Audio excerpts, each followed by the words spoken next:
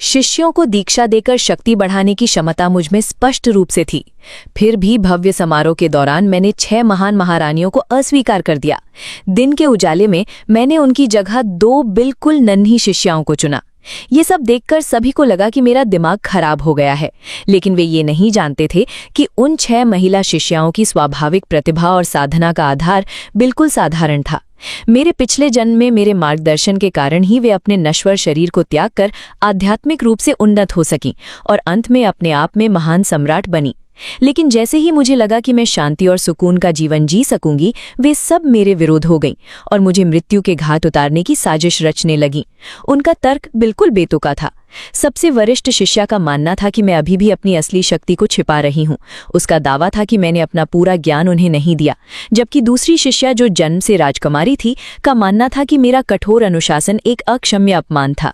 मैंने उन गद्दारों को मारने के लिए अपनी जान की बाजी लगा दी, लेकिन अंततः उस कष्ट के दौरान मेरी मृत्यु हो गई। जब मैंने एक बार आंखें खोली, मैं स्तब्ध खड़ा अपने परिचित परिवेश को घूर रहा था। तभी मेरे मन में एक ठंडी मशीनी आवाज गूंजी, महोदय, आप मरे नहीं हैं। आपका 3000 वर्ष पूर्व पुनर्जन्म हुआ है। आपके 6 शिष्यों का भी पुनर्जन्म हुआ है। ये शब्द सुनकर मैं स्तब्ध रह गया, लेकिन इससे पहले कि मैं कुछ कह पाता, द्वार के बाहर से एक आवाज आई, एल्डर चैन, संप्रदाय की परीक्षा समाप्त हो गई है। संप्रदाय के गुरु ने मुझे आपको अपने शिष्यों का चयन करने के लिए बुलाने का आदेश दिया है। मैं अचानक वास्तविकता में लौट आया। महज संयोग से मेरे पिछले जन्म में ठीक इसी दिन मैंने सैकड़ों उम्मीदवारों में से उन 3 शिष्यों लू रुआन, चू किंगमिन और लिन शाइनर को चुना था। ये सोचकर मैंने अपना पैर पटका, मेरा शरीर प्रकाश की एक लकीर में बदल गया और मैं पर्वत द्वार की ओर झपट पड़ा। द्वार के नीचे युवकों की भीड़ खड़ी थी, जिनमें से 3 अद्वितीय सुंदर कन्याएं अलग ही नजर आ रही थी।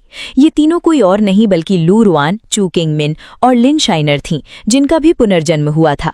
मेरे प्रकट होते ही उन तीनों की मुट्ठियां तुरंत कस गईं। उंगलियों के जोड़ चटकने की आवाज आई। वे बुदबुदाए, हम बहुत करीब थे, बस एक पल और हमने उसे मार डाला होता।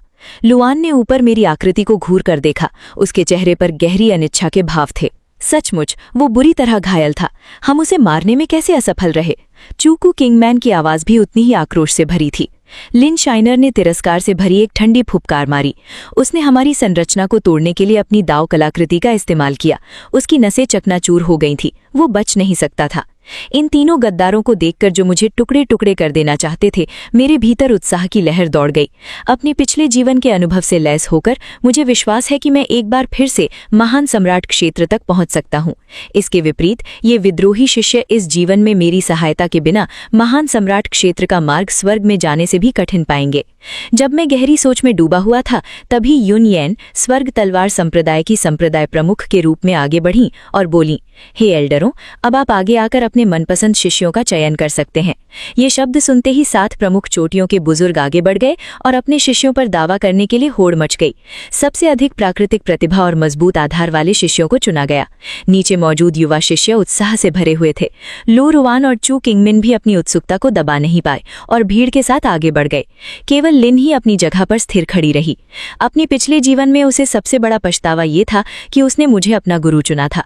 अगर उसने अपने माता पिता की आज्ञा मानकर चियान अमर पूज्य गुरु के साथ साधना की होती, तो उसे अपने ही परिवार के विरुद्ध नहीं जाना पड़ता और वो बहुत पहले ही एक महान सम्राट बन चुकी होती। इसलिए इस जीवन में उसने पर्वत छोड़कर घर लौटने का निश्चय किया था। उसे जरा भी अंदाजा नहीं था कि यही वो निर्णय होगा जिसका उसे सबसे गहरा पछतावा होगा। समय बीतने के साथ लू रुआन और चू चिंगमिन अन्य शिष्यों को एक एक करके चुने जाते देखकर बेचैन हो गए। वे 12 सहायक चोटियों पर भेजे जाने की इच्छा नहीं रखते थे। फिर भी उनके मन में ये बात कभी नहीं आई कि पिछले जीवन में उन्हें श्या युन्यान शिखर में शामिल होने का एकमात्र कारण ये था कि मैंने अपने शिष्यों का चयन प्राकृतिक प्रतिभा या आधार के बजाय भाग्य के आधार पर किया था। अब जबकि हम पुनर्जन्म लेने पर, मैं उन्हें फिर से स्वीकार नहीं करूंगा। उनकी सामान्य जन्मजात प्रतिभा को देखते हुए शेष 6 प्रमुख चोटियों के वरिष्ठों ने उन पर एक नज़र भी नहीं डाली। बहुत जल्दी ही 6 प्रमुख चोटियों के वरिष्ठों ने अपने शिष्यों का चयन पूरा कर लिया। जो अचंभित रह गए, उनके चेहरे पर घोर निराशा के भाव थे। क्यों? 6 प्रमुख चोटियों के वरिष्ठों ने हमें क्यों नहीं चुना? लू रुआन पिछले जन्म में मेरे समर्पित मार्गदर्शन के कारण ही यहाँ खड़ी थी। 1 वर्ष के भीतर ही वो स्वर्ग तलवार संप्रदाय की सबसे प्रतिभाशाली शिष्या बन गई थी। फिर भी अब वो 7 प्रमुख चोटियों में से समय बीतने के साथ लूरुआन और चू चिंगमिन अन्य शिष्यों को एक एक करके चुने जाते देखकर बेचैन हो गए। वे 12 सहायक चोटियों पर भेजे जाने की इच्छा नहीं रखते थे।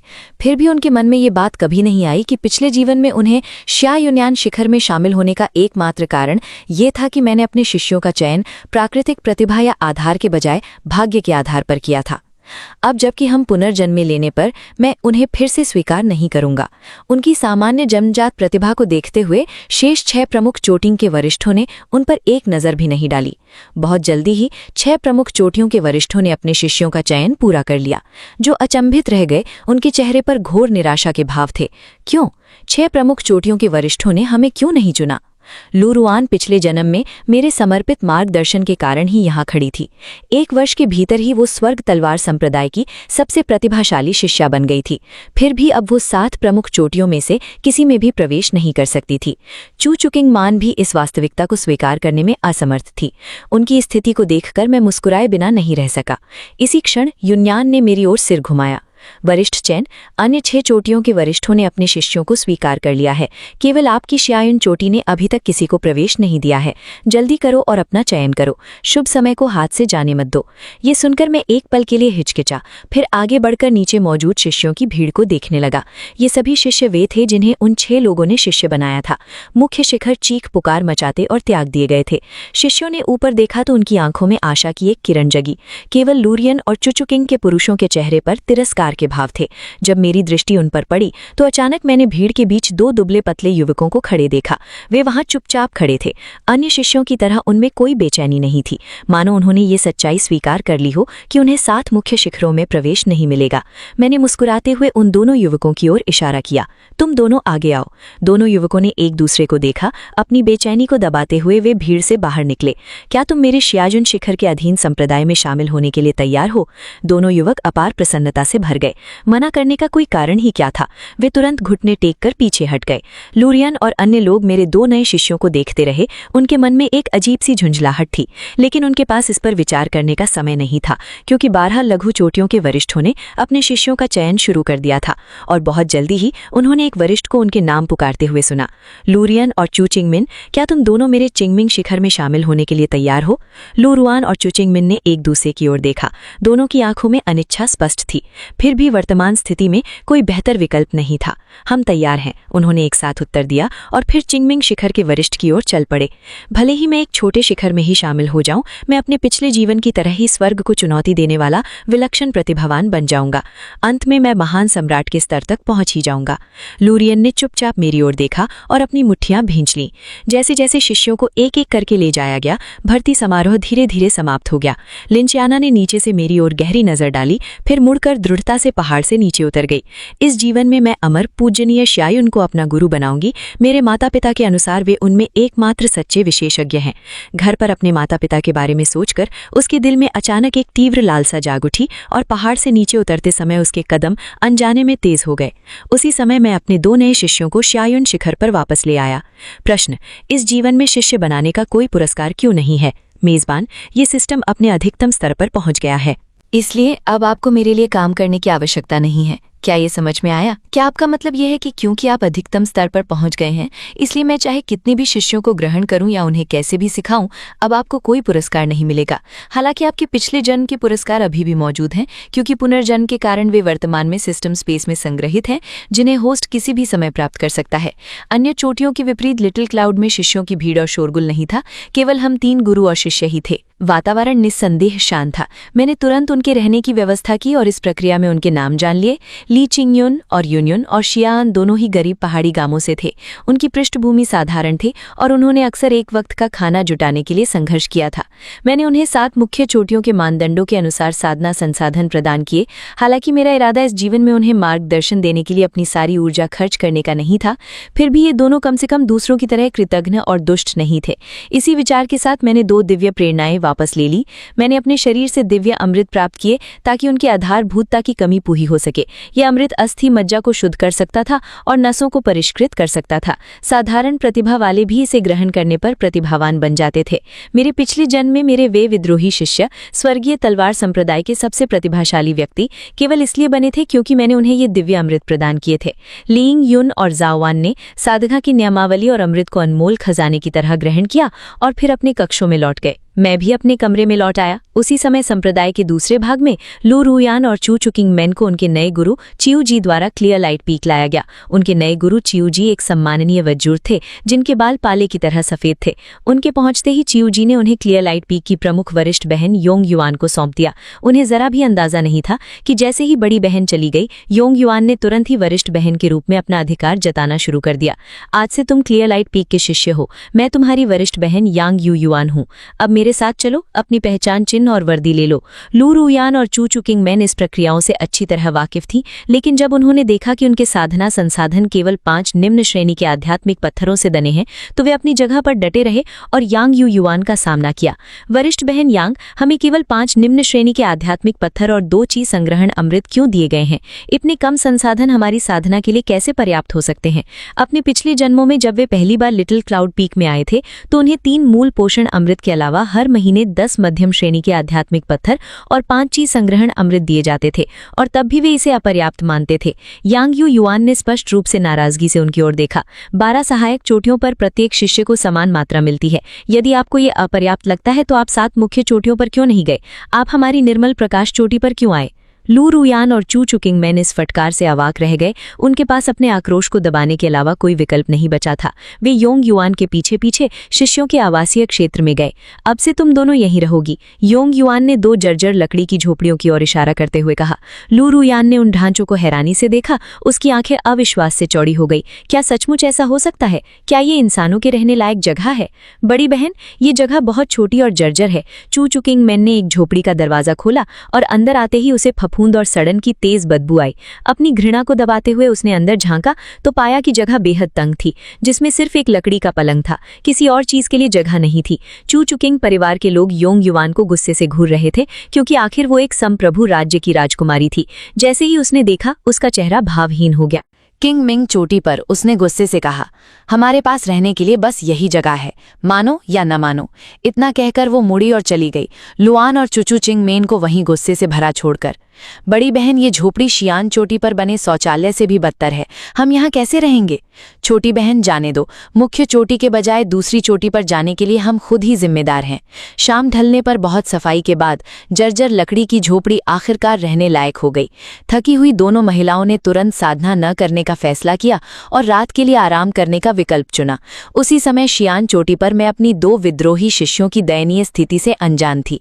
मैं इस समय अपने बिस्तर पर पालथी मारकर बैठी साधना की तैयारी कर रहा था। प्रणाम, मुझे 10 आध्यात्मिक गोलियां दो। मेरे होठों से ये शब्द निकलते ही 10 सफेद औषधीय गोलियां मेरे हाथ में आ गई। मैंने उन्हें एक ही बार में निगल लिया। मेरे शरीर में गर्माहट की एक लहर दौड़ गई और मैंने तुरंत अपनी साधना तकनीक का प्रयोग शुरू कर दिया। अपने पिछले जन्म के अनुभव के कारण मेरी प्रगति मानो दिव्य सहायता से हो रही थी। 7 घंटे कुछ देर बाद मैंने आंखें खोली और स्तब्ध रह गई। क्या सचमुच मैंने युआन दान स्तर प्राप्त कर लिया है? अपने शरीर में नवगठित युआन ऊर्जा का अनुभव करते हुए मैं मुस्कुराए बिना नहीं रह सकी। संप्रदाय के गुरु और वरिष्ठों के अलावा मैं अब स्वर्गीय तलवार संप्रदाय में सबसे शक्तिशाली व्यक्ति थी। फिर भी मैं विनम्र बनी रही और साधना जारी रखने के लिए अपने हृदय को शांत रखा। इसी बीच स्वर्गीय तलवार संप्रदाय से 10 मील दूर एक छोटे से कस्बे में घर की यात्रा भी लंबी होने का एहसास होने पर लिन श्वेनर ने अस्थायी रूप से वहां शरण लेने का फैसला किया। वो इस समय एक सराय में पालथी मार पर बैठी थी। अपने पिछले जन्म के अनुभव का उपयोग करते हुए उसे केवल 2 घंटे में ही ची ऊर्जा को अपने शरीर में प्रवाहित करने और ची संघनन स्तर में प्रवेश करने में सफलता मिल गई। जैसे ही उसने इस लाभ का उपयोग करते हुए ची संघनन स्तर के दूसरे स्तर तक पहुंचने का इरादा किया, उसने अचानक पाया कि उसकी साधना की गति अत्यंत धीमी है। उसके पिछले जन्म की तुलना में दर्जनों किंग मिंग चोटी पर उसने गुस्से से कहा, हमारे पास रहने के लिए बस यही जगह है, मानो या न मानो। इतना कहकर वो मुड़ी और चली गई, लुआन और चुचू चिंग मेन को वहीं गुस्से से भरा छोड़कर। बड़ी बहन, ये झोपड़ी शियान चोटी पर बने शौचालय से भी बदतर है, हम यहाँ कैसे रहेंगे? छोटी बहन, जाने दो, मुख्य चोटी के बजाय दूसरी चोटी पर जाने के लिए हम खुद ही जिम्मेदार हैं। शाम ढलने पर बहुत सफाई के बाद जर्जर लकड़ी की झोपड़ी आखिरकार रहने लायक हो गई। थकी हुई दोनों महिलाओं ने तुरंत साधना न करने का फैसला किया और रात के लिए आराम करने का विकल्प चुना। उसी समय शियान चोटी पर मैं अपनी 2 विद्रोही शिष्यों की दयनीय स्थिति से अनजान थी। मैं इस समय अपने बिस्तर पर पालथी मारकर बैठी साधना की तैयारी कर रहा था। प्रणाम, मुझे 10 आध्यात्मिक गोलियां दो। मेरे होठों से ये शब्द निकलते ही 10 सफेद औषधीय गोलियां मेरे हाथ में आ गई। मैंने उन्हें एक ही बार में निगल लिया। मेरे शरीर में गर्माहट की एक लहर दौड़ गई और मैंने तुरंत अपनी साधना तकनीक का प्रयोग शुरू कर दिया। अपने पिछले जन्म के अनुभव के कारण मेरी प्रगति मानो दिव्य सहायता से हो रही थी। 7 घंटे कुछ देर बाद मैंने आंखें खोली और स्तब्ध रह गई। क्या सचमुच मैंने युआन दान स्तर प्राप्त कर लिया है? अपने शरीर में नवगठित युआन ऊर्जा का अनुभव करते हुए मैं मुस्कुराए बिना नहीं रह सकी। संप्रदाय के गुरु और वरिष्ठों के अलावा मैं अब स्वर्गीय तलवार संप्रदाय में सबसे शक्तिशाली व्यक्ति थी। फिर भी मैं विनम्र बनी रही और साधना जारी रखने के लिए अपने हृदय को शांत रखा। इसी बीच स्वर्गीय तलवार संप्रदाय से 10 मील दूर एक छोटे से कस्बे में घर की यात्रा भी लंबी होने का एहसास होने पर लिन श्वेनर ने अस्थायी रूप से वहां शरण लेने का फैसला किया। वो इस समय एक सराय में पालथी मार पर बैठी थी।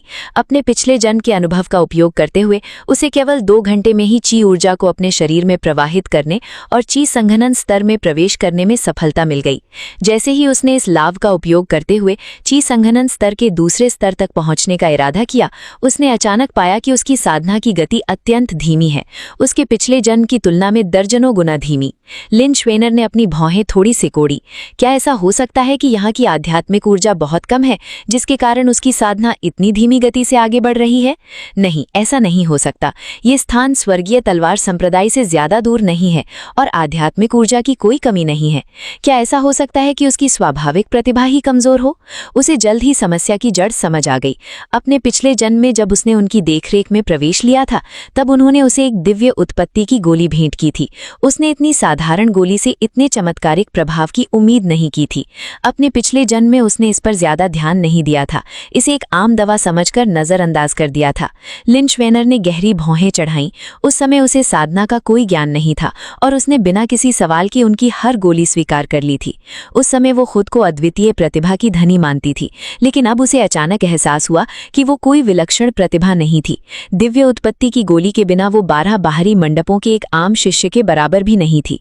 एक बार जब वो घर लौटकर लाल बादल वाले अमर पूज्य के अधीन प्रशिक्षण लेंगी, वे निश्चित रूप से उसे उसकी अशुद्धियों को दूर करने और उसके मर्सल शरीर को शुद्ध करने के लिए एक अस्थि मज्जा शुद्धि की गोली देंगे। आखिरकार ये तो केवल एक दिव्य उत्पत्ति की गोली ही थी। अगर एक मर्सल प्राणी इसे प्राप्त कर सकता है तो निश्चित रूप से अन्य लोग भी कर सकते हैं। ये सोचते हुए उसने अपना मन शांत किया और साधना जारी रखी। हालांकि उसने अभी अभ्यास शुरू ही किया था कि उसके दिल में एक तेज चुभन भरी पीड़ा हुई। उसने दबी हुई करहा मनाई और तुरंत अपनी आंखें खोल दी। ये हृदय शपथ का विषाक्त पदार्थ है। दबी हुई यादें अचानक वापस आ गईं। लिन श्वेनर को अचानक याद आया कि पिछले जन्म में जब वो स्वर्गीय तलवार संप्रदाय में शामिल हुई थी, तब उसे हृदय शपथ के विषाक्त पदार्थ से ग्रसित कर दिया गया था।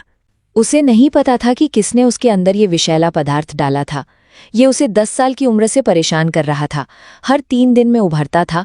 हर बार ऐसा लगता था जैसे हजारों जहरीले कीड़े उसके दिल को कुतर रहे हों।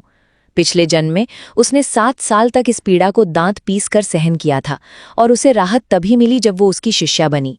कमरे में लिन श्वेनर दर्द से चीख रही थी। उसकी चीखों में एक हताश पागलपन झलक रहा था।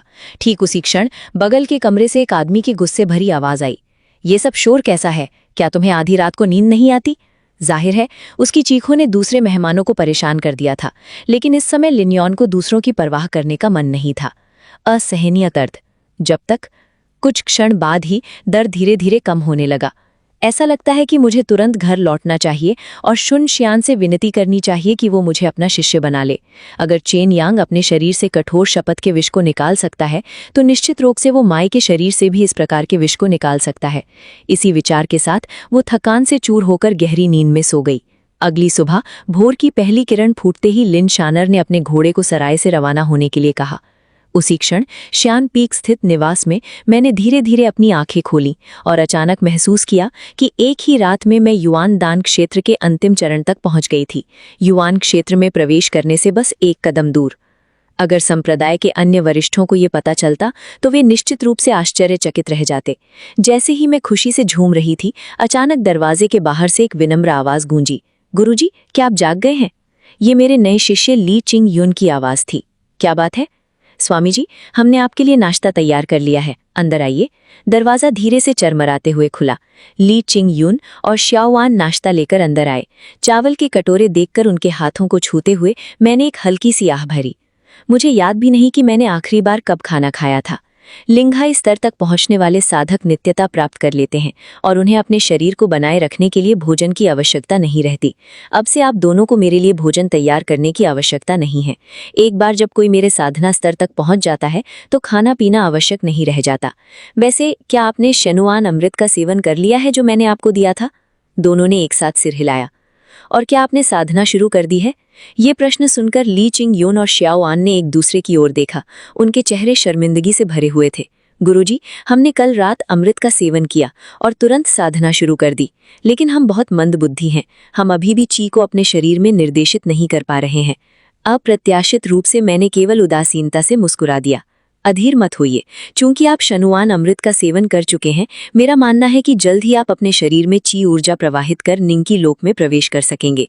आखिरकार शनुआन अमृत एक दिव्य औषधि है जो इस प्रणाली द्वारा निर्मित है। इस दुनिया में ये अद्वितीय है। ली चिंग और श्याओवान का मिलना तय है, तांग यान संप्रदाय के चुने हुए प्रतिभाशाली शिष्यों में से एक बनने के लिए। अब जब मैं इस बारे में सोचती हूँ तो मुझे लगता है कि उन तीनों ने भी अपनी साधना शुरू कर दी होगी। अपने पिछले जन्मों के अनुभव के साथ उनके लिए ची संघनन क्षेत्र में प्रवेश करना सहज होता। फिर भी उन्हें जल्द ही पता चलता कि अपने अस्थि मज्जा को शुद्ध करने और अपनी नसों को परिष्कृत करने के लिए दिव्य उत्पत्ति की गोली के बिना उनकी साधना की गति कष्टदायक रूप से धीमी होगी। वास्तविकता ने मेरी परिकल्पना को सही साबित कर दिया। 2 घंटे की साधना के बाद किंग मिंग पीक के लुआन और च्विंग मैन ने सफलतापूर्वक आध्यात्मिक ऊर्जा को अपने शरीर में प्रवाहित किया। शुरुआत में वे बहुत खुश थे।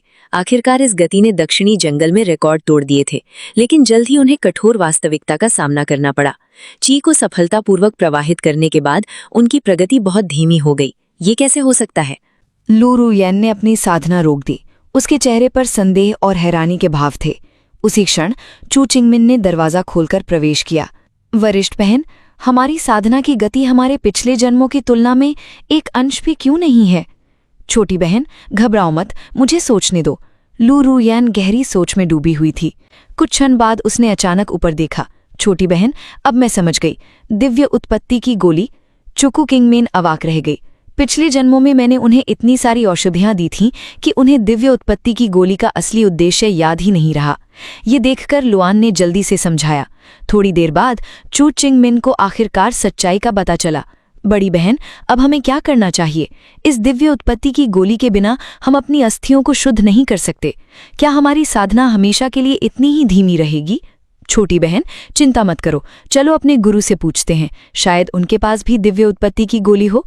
हाँ बिल्कुल, स्वर्गीय तलवार संप्रदाय की एक वरिष्ठ होने के नाते अगर चेन योंग इसे प्राप्त कर सकती है तो हमारे गुरु के पास भी अवश्य ही होगी।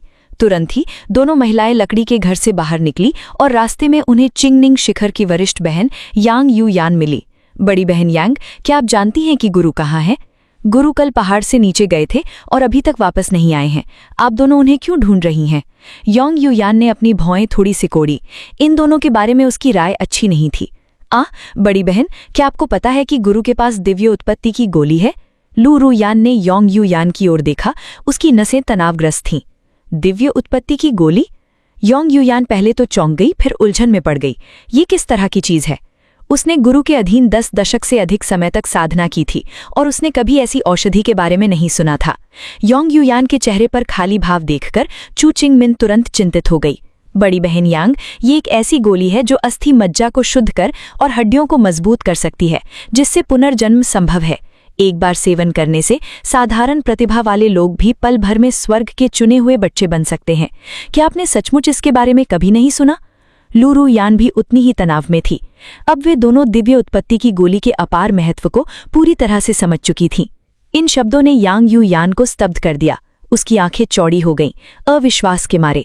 क्या सचमुच इस दुनिया में ऐसी कोई दवा हो सकती है? हालांकि उसके आश्चर्य भरे चेहरे को बाकी दोनों लड़कियों को स्तब्ध कर दिया। दोनों लड़कियों की हताशा को भांपते हुए योंग यू यान ने आखिरकार अपने विचारों को संभाला। क्या तुम दोनों गुरु के पास इसलिए आई हो क्योंकि तुम्हें ये तथाकथित दिव्य गोली चाहिए? लू रुयान और चू चिंगमिन ने हल्के से सिर हिलाया। ये देखकर योंग यू यान मुस्कुराए बिना नहीं रह सकी। उसकी आंखों में तिरस्कार की एक झलक दिखाई दी। तुम्हारे दावों के अनुसार इस दिव्य गोली में किसी को प्रतिभाशाली बनाने की चमत्कारिक शक्ति है। गुरु के पास ऐसी गोली है या नहीं, ये बात अलग है। अगर है भी तो वो तुम जैसी को क्यों देंगे? चिंग पीक पर सैकड़ों शिष्य हैं। क्या तुम्हारी प्रतिभा और योग्यता सचमुच इतनी असाधारण है? क्या तुम्हारा अतीत इतना गहरा है, या शायद गुरु के साथ तुम्हारा रिश्ता असाधारण रूप से घनिष्ठ है? आखिर गुरु तुम्हें ये गोली क्यों देंगे? सवालों की इस बौछार ने दोनों लड़कियों को दबी हुई क्रोध से भर दिया। फिर भी वे कोई जवाब देने में असमर्थ रहे। योंग यू यान ने हल्की सी हंसी हंसते हुए उन्हें पीछे छोड़कर चली गई, दूर। ये बहुत गुस्सा दिलाने वाला है। बड़ी बहन, ये योंग यू यान बिल्कुल घृणित है। हम तो बस दिव्य उत्पत्ति की गोली के बारे में पूछना चाहते थे। उसे हमें इस तरह अपमानित करने का क्या अधिकार है? चू चिंगमिन ने गुस्से में पैर पटके, जबकि लू रुयान ने उस दिशा में घूर कर देखा जहां योंग यू यान गायब हो गई थी। इस यांग यान ने हद पार कर दी है। वो तो बस चिंगमिंग शिखर की वरिष्ठ शिष्या है, इससे ज्यादा कुछ नहीं। उसके जैसे व्यक्ति तो मेरे पिछले जन्म में मेरे जूते उठाने के भी लायक नहीं थी। मेरी साधना का स्तर बढ़ने का इंतजार करो। देर सवेर मैं इस अपमान का बदला जरूर लूंगी। बिल्कुल, हम उससे ये हिसाब जरूर चुकाएंगे। चुआंग मान ने दांत पीसते हुए अपने दिल में गहरी नफरत बिठा ली। अभी के लिए इतना ही काफी है। सबसे जरूरी बात है दिव्य उत्पत्ति की गोली प्राप्त करना। ल्यूरियन पीछे हट गई।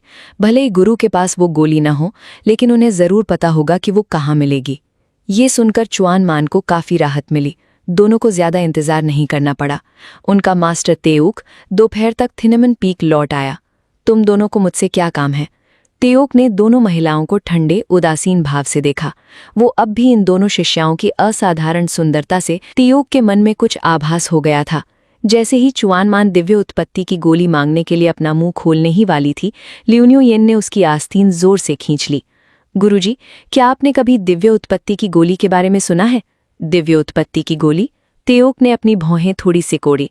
कुछ देर बाद उसने सिर हिलाते हुए कहा, मैंने कभी ऐसी औषधि के बारे में नहीं सुना। ये सुनकर ल्यून्यू येन और चुआन मान जैसे बिजली के झटके से चौंक गईं। उनके हैरान चेहरे देखकर तेओक उत्सुक हो गया।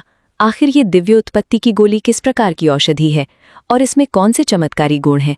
चुआन मान घोर निराशा में डूब गई। भला वो इतनी सूझबूझ से उसके सवालों का जवाब कैसे दे सकती थी? ये देखकर ल्यून्यू येन के पास जवाब देने के अलावा कोई चारा नहीं था।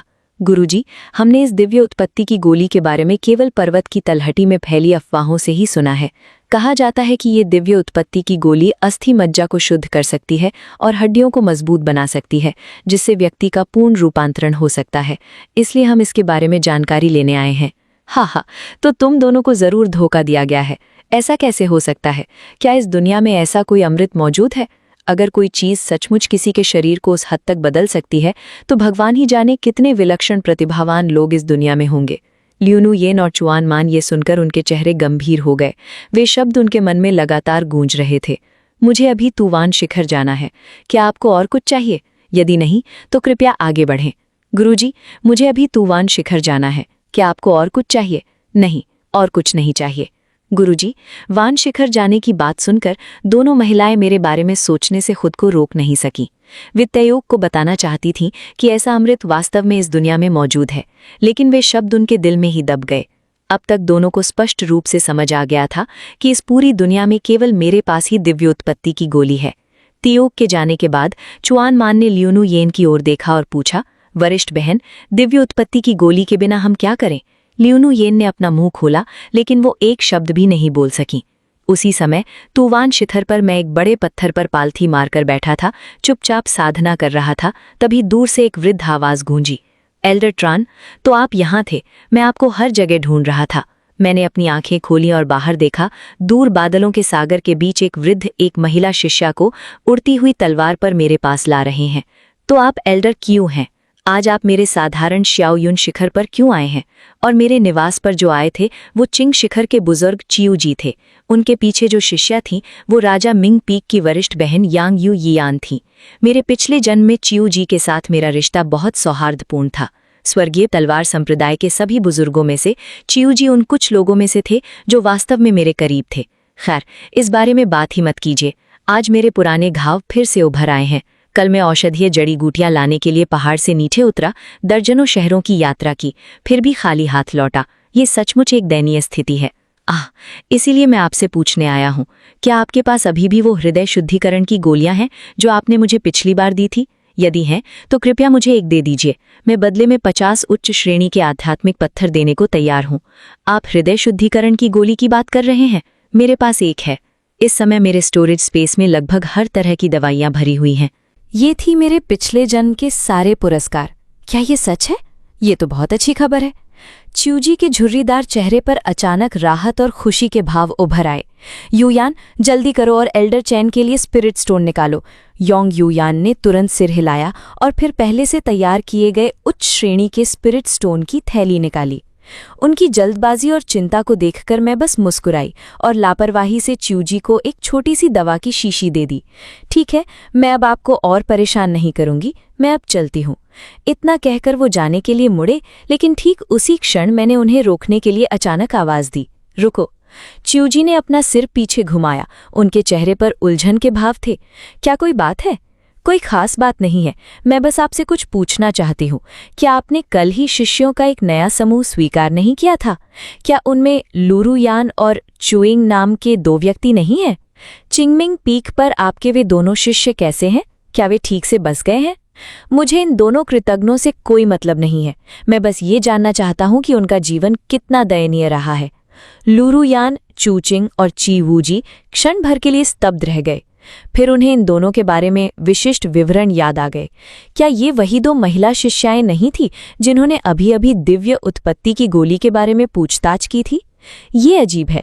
चन्यांग का इनसे कोई पूर्व परिचय नहीं है, तो फिर वो इनके मामलों में इतनी दिलचस्पी क्यों ले रहा है? हालांकि चीवूजी उलझन में थी, उसने आगे कुछ नहीं पूछा, बस इतना ही कहा कि क्या वे चिंगमिंग पीक में बस गई हैं या नहीं, मैं सच में नहीं कह सकती। कल शिष्य भर्ती के दौरान मैंने सभी व्यवस्थाएं यू युयान को सौंप दी थी। ये सुनकर योंग युयान आगे बढ़ी और आदरपूर्वक बोली, एल्डर चेन, आपने जिन 2 का जिक्र किया उनके बारे में मेरी गहरी छाप है। कल चिंगमिंग पीक में भर्ती की गई सभी शिष्याओं में से वे दोनों सबसे ज्यादा परेशानी वाली थीं। उन्हें अपनी स्थिति का जरा भी अंदाजा नहीं है। स्पष्ट रूप से प्रतिभा और आधारभूत ज्ञान दोनों की कमी है, फिर भी वे बेहद नखरे वाली और मांग करने वाली हैं। ये सचमुच हास्यपद है। बोलते हुए वो अपने चेहरे पर तिरस्कार का भाव छिपा नहीं सकी। ये दोनों आखिर हमारे चिंगमिंग शिखर को नीचा दिखाने की हिम्मत कैसे करते हैं? अपने शिष्यों की रिपोर्ट सुनकर चियूजी थोड़ा आश्चर्यचकित हुआ। मुझे इन दोनों व्यापारियों की हालत देखकर बेहद संतोष हुआ। तभी योंग युयान को कुछ याद आया और उसने कहा, हाँ सही है, आज सुबह तो वे मेरे पास दिव्य उत्पत्ति की गोली के बारे में पूछने भी आए थे। उनका दावा था कि ये अमृत अस्थि मज्जा को शुद्ध कर सकता है, शरीर को नया रूप दे सकता है और एक ही पल में किसी को दिव्य संत बना सकता है। उन्होंने अभी अभी साधना शुरू की है, फिर भी वे पल भर में महान बनने का सपना देख रहे हैं। सचमुच वे दिन दहाड़े दिवा स्वप्न देख रहे हैं। योंग युयान का स्वर था उपहास से परिपूर्ण। ये सुनकर चियूजी अचानक ज्ञानोदय का भाव प्रदर्शित करते हुए बुदबुदाया, तो इनका इरादा उस औषधीय गोली का उपयोग करके एक ही झटके में स्वर्ग से भेजे गए विलक्षण प्रतिभाशाली बनने का है। पल भर में इन दोनों शिष्यों के प्रति उसकी धारणा पूरी तरह से बदल गई। मैं क्षण भर के लिए स्तब्ध रह गया, फिर मेरे होठों के कोने पर एक ठंडी मुस्कान आ गई। इन दोनों विद्रोही शिष्यों ने वास्तव में सच्चाई को जान लिया है। गुरु और शिष्य चियूजी के जाने के बाद एक और विद्रोही शिष्य की याद अचानक मेरे मन में आ गई। वैसे सोचने पर पता चला कि वो लड़की लिन शानिरे आज रात घर आ रही होगी। अपने पिछले जन्म में उसने अपने परिवार के विरुद्ध विद्रोह इसलिए किया था क्योंकि उसने चियान अमर पूज्य के अधीन शिष्य बनने के उनके आग्रह को मानने से इनकार कर दिया था। उसे कभी एहसास नहीं हुआ कि वो वास्तव में मार्गीय पथ का अभ्यासी था। उसके भीतर मार्गीय हृदय विखंडन का अभिशाप भी स्वयं चियान अमर पूज्य द्वारा ही डाला गया था। इसके अलावा चियान अमर पूज्य के द्वारा दिए गए धन के लालच में आकर लिनशानिरे के पिता माता वे लालच में इतने डूबे हुए थे कि उन्होंने उसे अपना शिष्य बनने के लिए मजबूर कर दिया। लिन शानिरे को बस इतना पता था कि उसका परिवार राक्षस संप्रदाय के हाथों मारा गया था। उसे जरा भी शक नहीं था कि असली अपराधी वही आदमी था जिसकी वो इतनी शिद्दत से सेवा करना चाहती थी। सच्चाई ठीक वैसे ही सामने आई जैसा मैंने अनुमान लगाया था। इस समय लिन चैनर एक छोटे से गांव में लौट आई थी। उसने अपने सामने बसे साधारण से गांव को निहारा। उसकी आंखों में उमड़ते आंसू रोकना उसके लिए नामुमकिन हो गया था। 3000 साल बीत चुके थे। वो आखिरकार इस जानी पहचानी जगह पर लौट आई थी। घर पर अपने माता पिता और भाई के बारे में सोचते ही उसकी नाक में अचानक दर्द होने लगा। पिछले जन्म में अपनों की मौत का अफसोस उसे हमेशा सताता रहेगा। उसने गहरी सांस ली, खुद को संभाला और गांव में कदम रखा। पिताजी, माताजी, मैं लौट आई हूँ। लिन शैनर आंगन के सामने खड़ी होकर पुकारने लगी। उसकी आवाज़ भावनाओं से कांप रही थी। अचानक उसके शब्द खत्म होते ही घर के अंदर से तेज कदमों की आहट गूंज उठी। कुछ ही देर बाद एक अधेड़ उम्र का जोड़ा बाहर भागा। ये जोड़ा लिन शैनर के माता पिता लिनिंगशान और जियांगशैन के अलावा और कोई नहीं था। बेटी, तुम आखिरकार लौट आए। जियांगोलियान खुशी और हैरानी दोनों से भरी हुई थी। उसने जल्दी से अपने हाथ पकड़ लिए, मानो उसे डर हो कि वो गायब न हो जाए। लाल आंखों से लिन शैनर ने जवाब दिया, माँ, मैं वापस आ गई हूँ। इस बार मैं नहीं जाऊंगी। मैं आपकी आज्ञा मानूंगी और आपकी बात सुनूंगी। मैं चियून अमर पूज्य की शिष्या बनूंगी। उसकी बात सुनकर लिन किंगशान और जियांगशैन की आंखें चमक उठीं और उनके होठों पर अनियंत्रित मुस्कान आ गई। ये तो बहुत अच्छा है। अब जब हमारी बेटी लौट आई है तो हमें बस उसे चियून अमर पूज्य को सौंपना है और वो हमें परेशान नहीं करेंगे। हमें मरना नहीं पड़ेगा। बेटी, तुम अभी आई हो, क्यों ना अंदर जाकर पहले अपना चेहरा धो लो। लिन किंग ने अपनी बेचैनी को दबाते हुए लिन शैनर से कहा। लिन शैनर ने अपने आंसू पोंछे और आंगन में कदम रखा। जूलियन, ये तो बिल्कुल सही है। वो जिद्दी लड़की आखिरकार लौट आई है। इस बार हमें मौत का सामना नहीं करना पड़ेगा। अपनी बेटी को घर में प्रवेश करते देख लिन किंगशान अपनी हंसी नहीं रोक पाए। भला ऐसा कैसे हो सकता था? मैंने तो सचमुच सोचा था कि हमारा पूरा परिवार बर्बाद हो जाएगा। मैंने इस विद्रोही लड़की की कभी उम्मीद नहीं की थी। बच्ची रेंग कर यहाँ वापस आ गई। अब ये सौभाग्य की बात है। वो हमारी जगह मरेगी और हम जीते रहेंगे। पिताजी, माताजी, आप दोनों यहाँ क्यों खड़े हैं? इसी क्षण फटे पुराने लिनन के कपड़े पहने एक युवक दूर से पास आया। थैनू, तुम लौट आए? पुत्र, मेरे पास खुशखबरी है। तुम्हारी बहन लौट आई है और अब हमें मरना नहीं पड़ेगा। क्या ये सच है? वो सचमुच लौट आई है? ये युवक उनका पुत्र लिंटेनु है। लिंटेनु, उसकी आंखें सदमे से चौड़ी हो गईं। इसके बाद उन्मादपूर्ण खुशी का एक दौर आया। बेशक ये सच है। तुम्हारी बहन अभी घर के अंदर ही है। क्या मैं तुमसे झूठ बोलूंगी? लेकिन माँ, मैंने सुना है कि पड़ोस में रहने वाले अंकल वांग की बेटी को अमर गुरु चियून का शिष्य बनने के लिए भेजा गया था और उसकी दुखद मृत्यु हो गई। क्या हम सचमुच अपनी बहन को अमर गुरु चियून के पास अध्ययन करने के लिए भेज रहे हैं? अरे बकवास बंद करो लड़के। हमारे पूरे परिवार के एक साथ नष्ट होने से बेहतर है कि वो मर जाए। जियांगशुलियन ने उसे ठंडी निगाहों से देखा। ये सुनकर लिंटेनु में अपने दांत पीसकर दृढ़ता से सिर हिलाया। अगली सुबह लिंटेनु को उसके परिवार द्वारा गांव से ले जाया गया। कई पर्वत श्रृंखलाओं को पार करने के बाद वो अंततः पौराणिक चियान मंदिर पहुंचे। यहाँ लिन शैनर अंततः प्रसिद्ध अमर गुरु चियून से मिली। तुम लिन शैनर हो? अमर गुरु चियून ने उसे निहारा। उनकी आंखें सुनहरी रोशनी से चमक रही थीं, मानो वो किसी अमूल्य खजाने को देख रहे हों। ठीक है, आज से तुम इस आसन अमर गुरु चियून की शिष्या बनोगी। धन्यवाद गुरुजी। लिन शीनर जमीन पर घुटने टेककर गंभीर भाव से सिर हिलाया। पुत्री, यहीं रहो और अमर गुरुजी के साथ साधना करो। चियान, हम पहले घर लौटेंगे। अपनी बेटी को शिष्या बनते देख जियांगशुएन और बाकी लोग जाने के लिए बेताब थे। पिता, माता, भाई, अपनी यात्रा का ध्यान रखना। मैं भविष्य में आप सभी से अक्सर मिलने आऊंगी। लिन श्वेनर ने अपने परिवार की ओर देखा। उसके चेहरे पर स्नेह का भाव था। जी हाँ, जब समय मिले तो मिलने जरूर आना। ट्रंक तुलियन और बाकी दोनों ने उसे सांत्वना भरे शब्द कहे। हालांकि मन ही मन वो बस हंसते हुए घर लौटना चाहते थे, मानो वे कभी लौट पाएंगे। कुछ ही समय में वो बिना जाने ही मृत्यु को प्राप्त हो जाएंगे। इस समय उन्हें बस इतना ही फिक्र थी कि वो वापस लौटकर च्यूबन शियान द्वारा पहले दिए गए धन का उपयोग करें।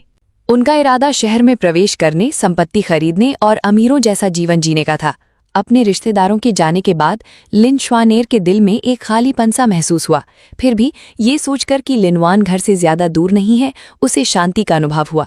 शिष्य, मैं तुम्हारे लिए फिलहाल मंदिर में रहने की व्यवस्था कर देता हूँ। हम कल से तुम्हारी साधना शुरू करेंगे। ये आवाज जिवॉन शियान की थी, जो उसे खींच रहा था। उसके विचार वास्तविकता में लौट आए। लिन श्वानेर ने सोचा कि अभी उसकी अस्थि मज्जा और नसों का शुद्धिकरण होना बाकी है और उसके शरीर के भीतर मौजूद चिपचिपे कीट का निष्कासन भी होना बाकी है। उसके भीतर बेचैनी की भावना जागृत होने लगी। गुरुजी, शिष्य कठोर शपथ के चिपचिपे पदार्थ से पीड़ित है। ये विष हर 3 दिन में भड़क उठता है और हर बार दर्द इतना असहनीय होता है कि हड्डियां कांप उठती हैं। मैं आपसे विनती करती हूँ गुरुजी, कृपया मेरे शरीर से इस विष को निकालने में मेरी सहायता करें।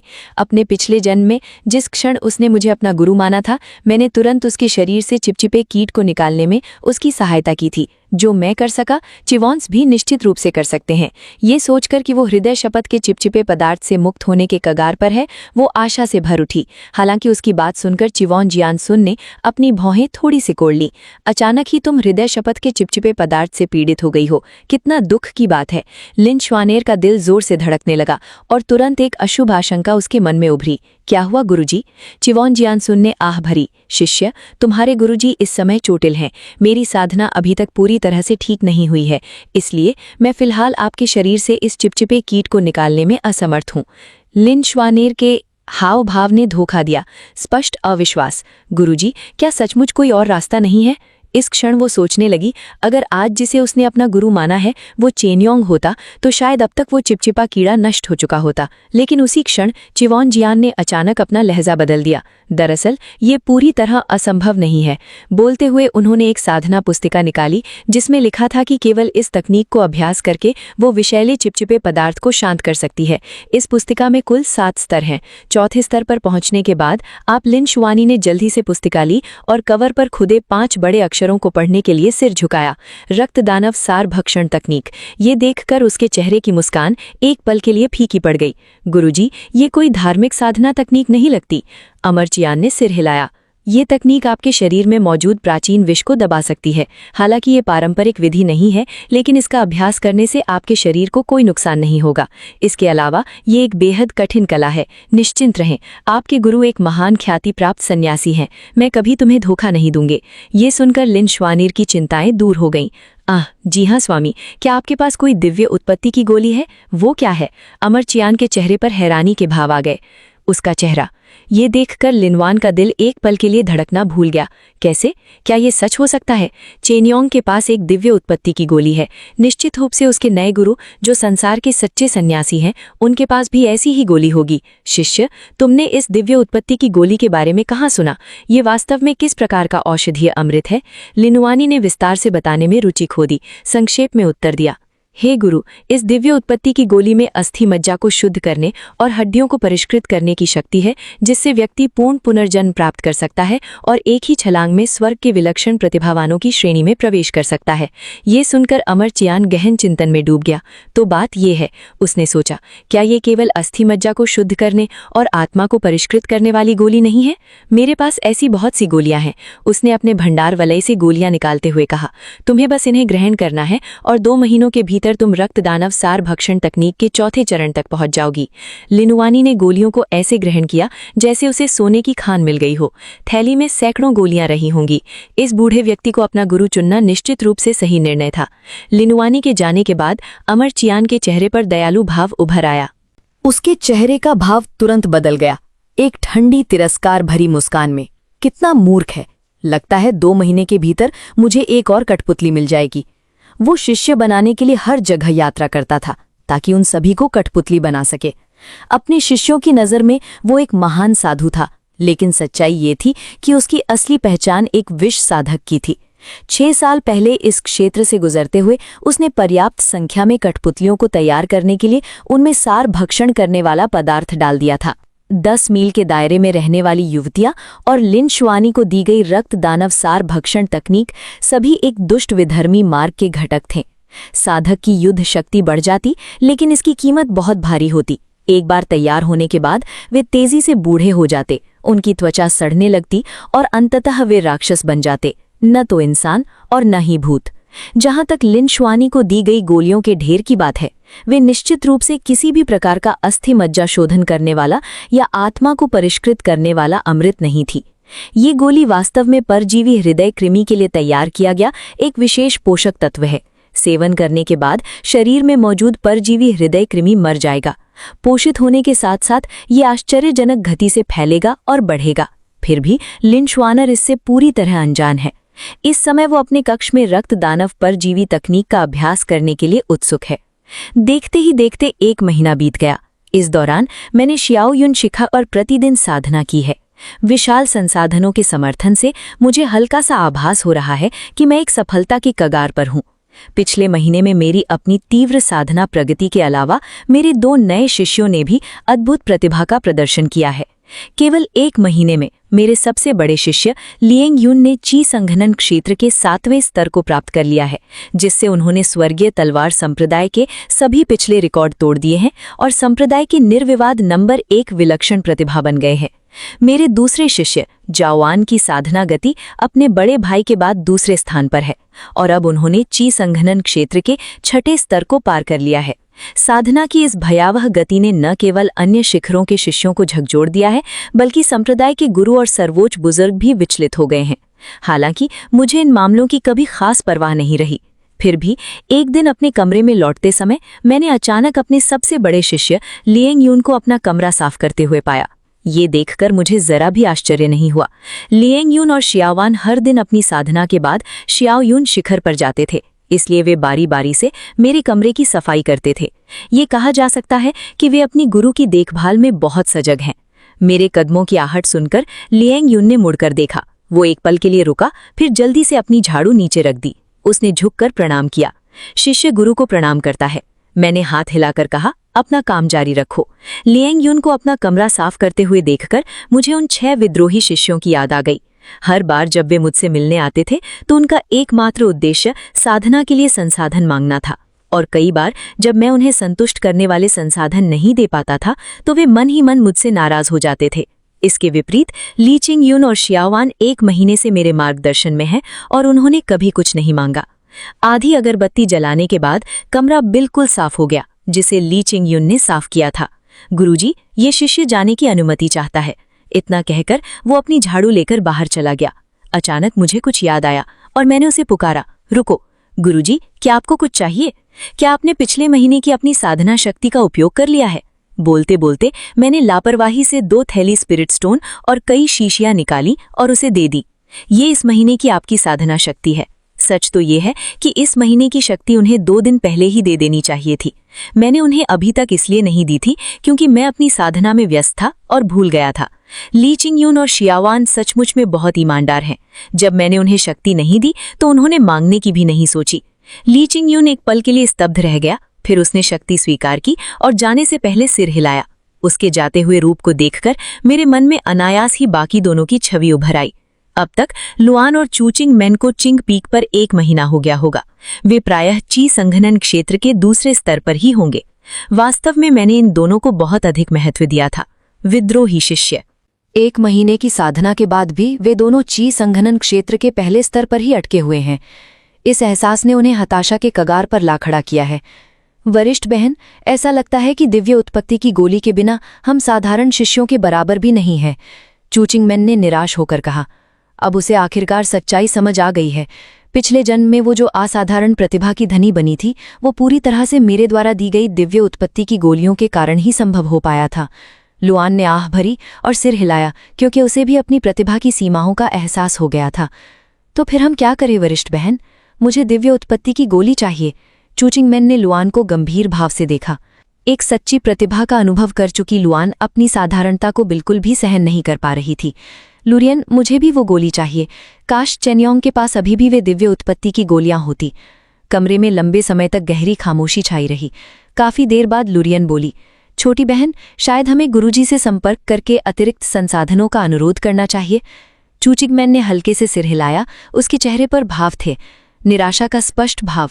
वास्तव में उन्हें 2 दिन पहले ही अपने मासिक साधना संसाधन प्राप्त हुए थे, लेकिन वो मात्रा इतनी कम थी कि 2 दिनों में ही समाप्त हो गई। जल्द ही दोनों ने मुख्य हॉल में अपने गुरु को पाया। चीवूजी के पीछे सबसे बड़ी वरिष्ठ बहन यांग यू यियान खड़ी थीं। शिष्याओं ने गुरु को प्रणाम किया। दोनों ने एक साथ प्रणाम किया। उनके भावों में अत्यंत श्रद्धा झलक रही थी। हालांकि लुआन और चूचिंग मैन को देखकर चीवूजी विशेष रूप से प्रसन्न नहीं दिखे। तुम दोनों को मुझसे क्या काम है? गुरुजी, हमारी साधना प्रगति रुकी हुई है और हमें लगता है कि हमारे वर्तमान साधना संसाधन वास्तव में अपर्याप्त हैं। इसलिए हम आपसे निवेदन कर रहे थे कि क्या आप हमें कुछ और संसाधन प्रदान कर सकते हैं? जी हाँ गुरुजी, संप्रदाय द्वारा प्रदान किए जाने वाले मासिक संसाधन बहुत कम हैं। चू चिंगमैन अपने गुरु के स्वभाव में आए बदलाव से अनभिज्ञ प्रतीत हुई और तुरंत शिकायतों की एक लंबी श्रृंखला शुरू कर दी। ये सुनकर चीवूजी के चेहरे के भाव गहरे हो गए। तुरंत ये दोनों शिष्य कछुए की गति से प्रगति कर रहे थे, फिर भी इनमें उनसे संसाधनों की मांग करने का दुस्साहस था। क्या आपको सच में लगता है कि ये उचित है? चू चिंगमैन ने बार बार सिर हिलाया। बिल्कुल ये उचित है गुरुजी, आप हमारे गुरु हैं। जब हमें साधना में कठिनाइयां आती हैं तो ये स्वाभाविक है कि आप उन्हें हमारे लिए हल करें। वो स्पष्ट रूप से अपने गुरु के बढ़ते क्रोध को नहीं समझ पाई और चीवूजी को एक बेपरवाह भाव से देखती रही। लुरियन ने अपने गुरु के व्यवहार में अस्थिरता को भांपते हुए जल्दी से अपनी आस्तीन खींची और सिर झुकाकर बोली, गुरुजी, हमें सच में लगता है कि दिए गए संसाधन अपर्याप्त हैं और हम मजबूरी में आपके पास आए हैं। हम आपसे अंतिम बार हमारी सहायता करने की विनती करते हैं। लुआन ने खुद को बहुत विनम्र कर लिया। चीवूजी ने उन दोनों को देखा और अविश्वास से हंस पड़ा। वे सिर्फ इसलिए संसाधनों की मांग कर रहे थे क्योंकि उनके अपने पास कमी थी। क्या आपको पता है कि किंग मिंग पीक पर कितने शिष्य रहते हैं? अगर हर कोई तुम्हारी तरह व्यवहार करे तो मैं स्वामी के कर्तव्यों का निर्वाह कैसे कर पाऊंगा? दूसरे लोग भीख नहीं मांगते, तुम दोनों को मुझसे संपर्क करने का क्या अधिकार है? मैं अंधा ही था जो मैंने तुम दोनों को अपना शिष्य बनाया। चीबूजी ने उन्हें लगातार फटकारा और फिर गुस्से में अपनी आस्तीन झटकते हुए वहां से चले गए। यांग यू यान ने भी उपहास भरे लहजे में कहा, तुम दोनों में सचमुच कोई शर्म नहीं है। अपने गुरु से संसाधनों की मांग ऐसे करते हो जैसे ये तुम्हारा जन्मसिद्ध अधिकार हो। साधना पर ध्यान देने से इनकार करते हो और लगातार शॉर्टकट ढूंढते रहते हो। तुम फटकार के पात्र हो। उन्हें तिरस्कार भरी नजरों से देखते हुए वो भी मुड़ी और चली गई। इस उपहास से चू चिंगमैन में हताशा में दांत पीस लिए। अपने पिछले जन्म में ऐसा व्यक्ति उसके जूते उठाने के भी योग्य नहीं था। हालांकि लुआन उसके जवाब से चू के जवाब से अधिक शांत था। चिंग वह भी इन टिप्पणियों से बहुत क्रोधित हुई। सच में वो हमारे गुरु हैं, संसाधनों की मांग करने में क्या गलत है? हमारे पिछले जन्म में जब भी हमने चेनियोंग से संसाधनों की मांग की, उन्होंने कभी भी हमारी विनती को अस्वीकार नहीं किया। लुआन के मुंह से ये शब्द निकल गए, लेकिन खुद को संभालते हुए उसे अचानक अपनी गलती का एहसास हुआ। रुको, अगर वो चेनियोंग सचमुच मेरे प्रति दयालु थे तो उन्होंने हमारे पिछले जन्म में मुझे 9 स्वर्गों के गहन आध्यात्मिक ग्रंथ का अंतिम अध्याय देने से क्यों इनकार कर दिया? लुआन ने दांत पीस लिए। उन्होंने अपने पिछले जन्म में एक महान सम्राट का दर्जा प्राप्त कर लिया था, फिर भी उन्होंने हठपूर्वक उस अंतिम ग्रंथ को देने से इनकार कर दिया था। इस याद ने उसके मन में उनके प्रति गहरी नाराजगी भर दी। ठीक उसी क्षण कई शिष्य दूर से आते हुए बातें करते हुए पास आए। क्या भाइयों ने खबर सुनी? हमारी संप्रदाय में 2 अद्वितीय प्रतिभाएं उभरी हैं। केवल 1 महीने में वे ची संघनन चरण के 7वें और 6ठे स्तर तक पहुंच गए हैं। क्या ये सच है? कितना भयानक है! इन्हें तो सचमुच प्रतिभाएं कहा जा सकता है। ऐसा कहा जाता है कि ये दोनों ली चिंग युन और श्याओ वान दोनों ही श्याओ युन शिखर के शिष्य हैं। ये शिष्य लू रुआन और चुइंग मिन के पास से गुजरे, फिर भी उनके शब्द इन दोनों महिलाओं के दिलों में सुई की तरह चुभे।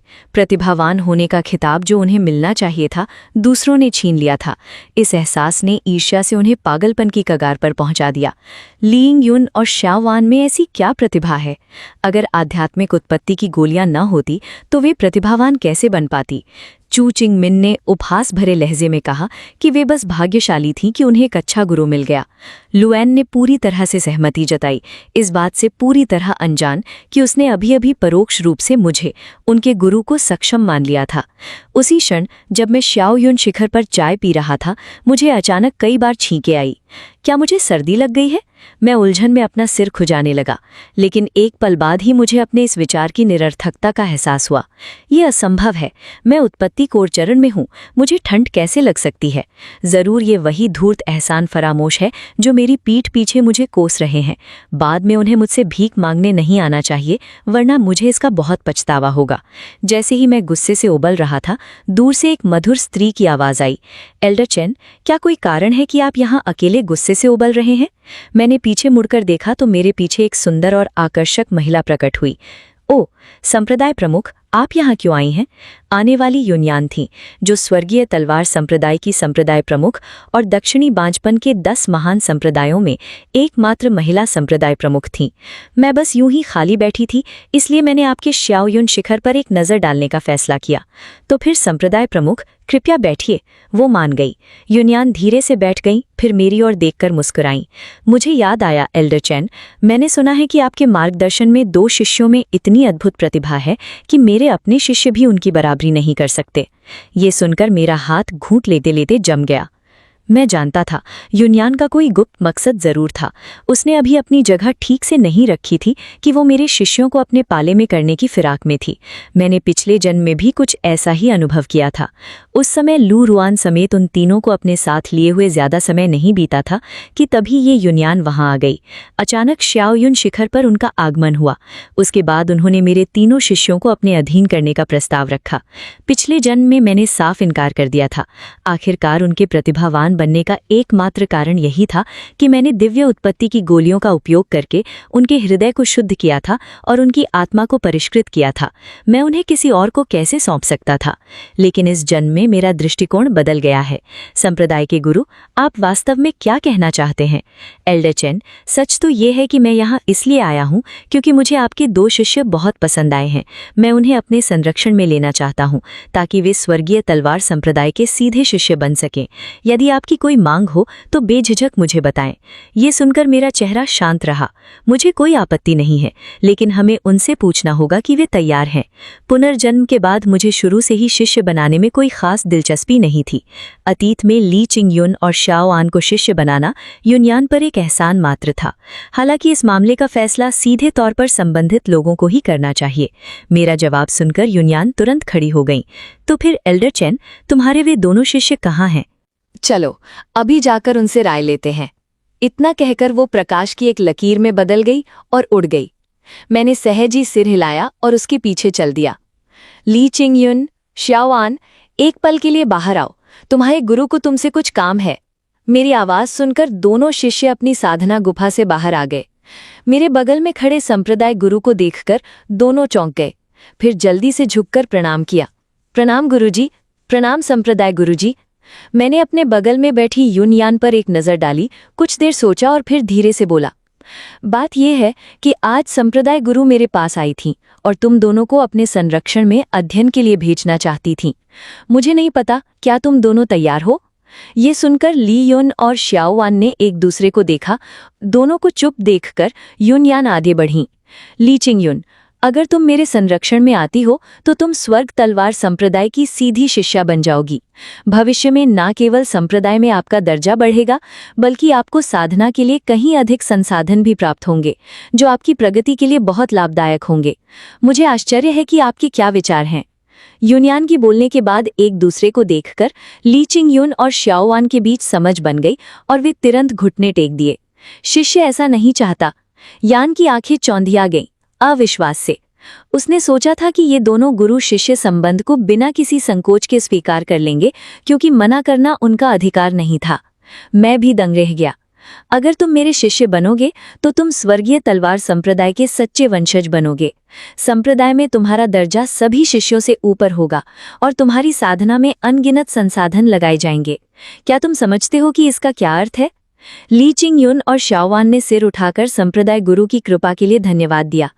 हम आभारी हैं, लेकिन हम शाओली शिखर पर ही रहना चाहते हैं। उनका संकल्प पूरी तरह अडिग था।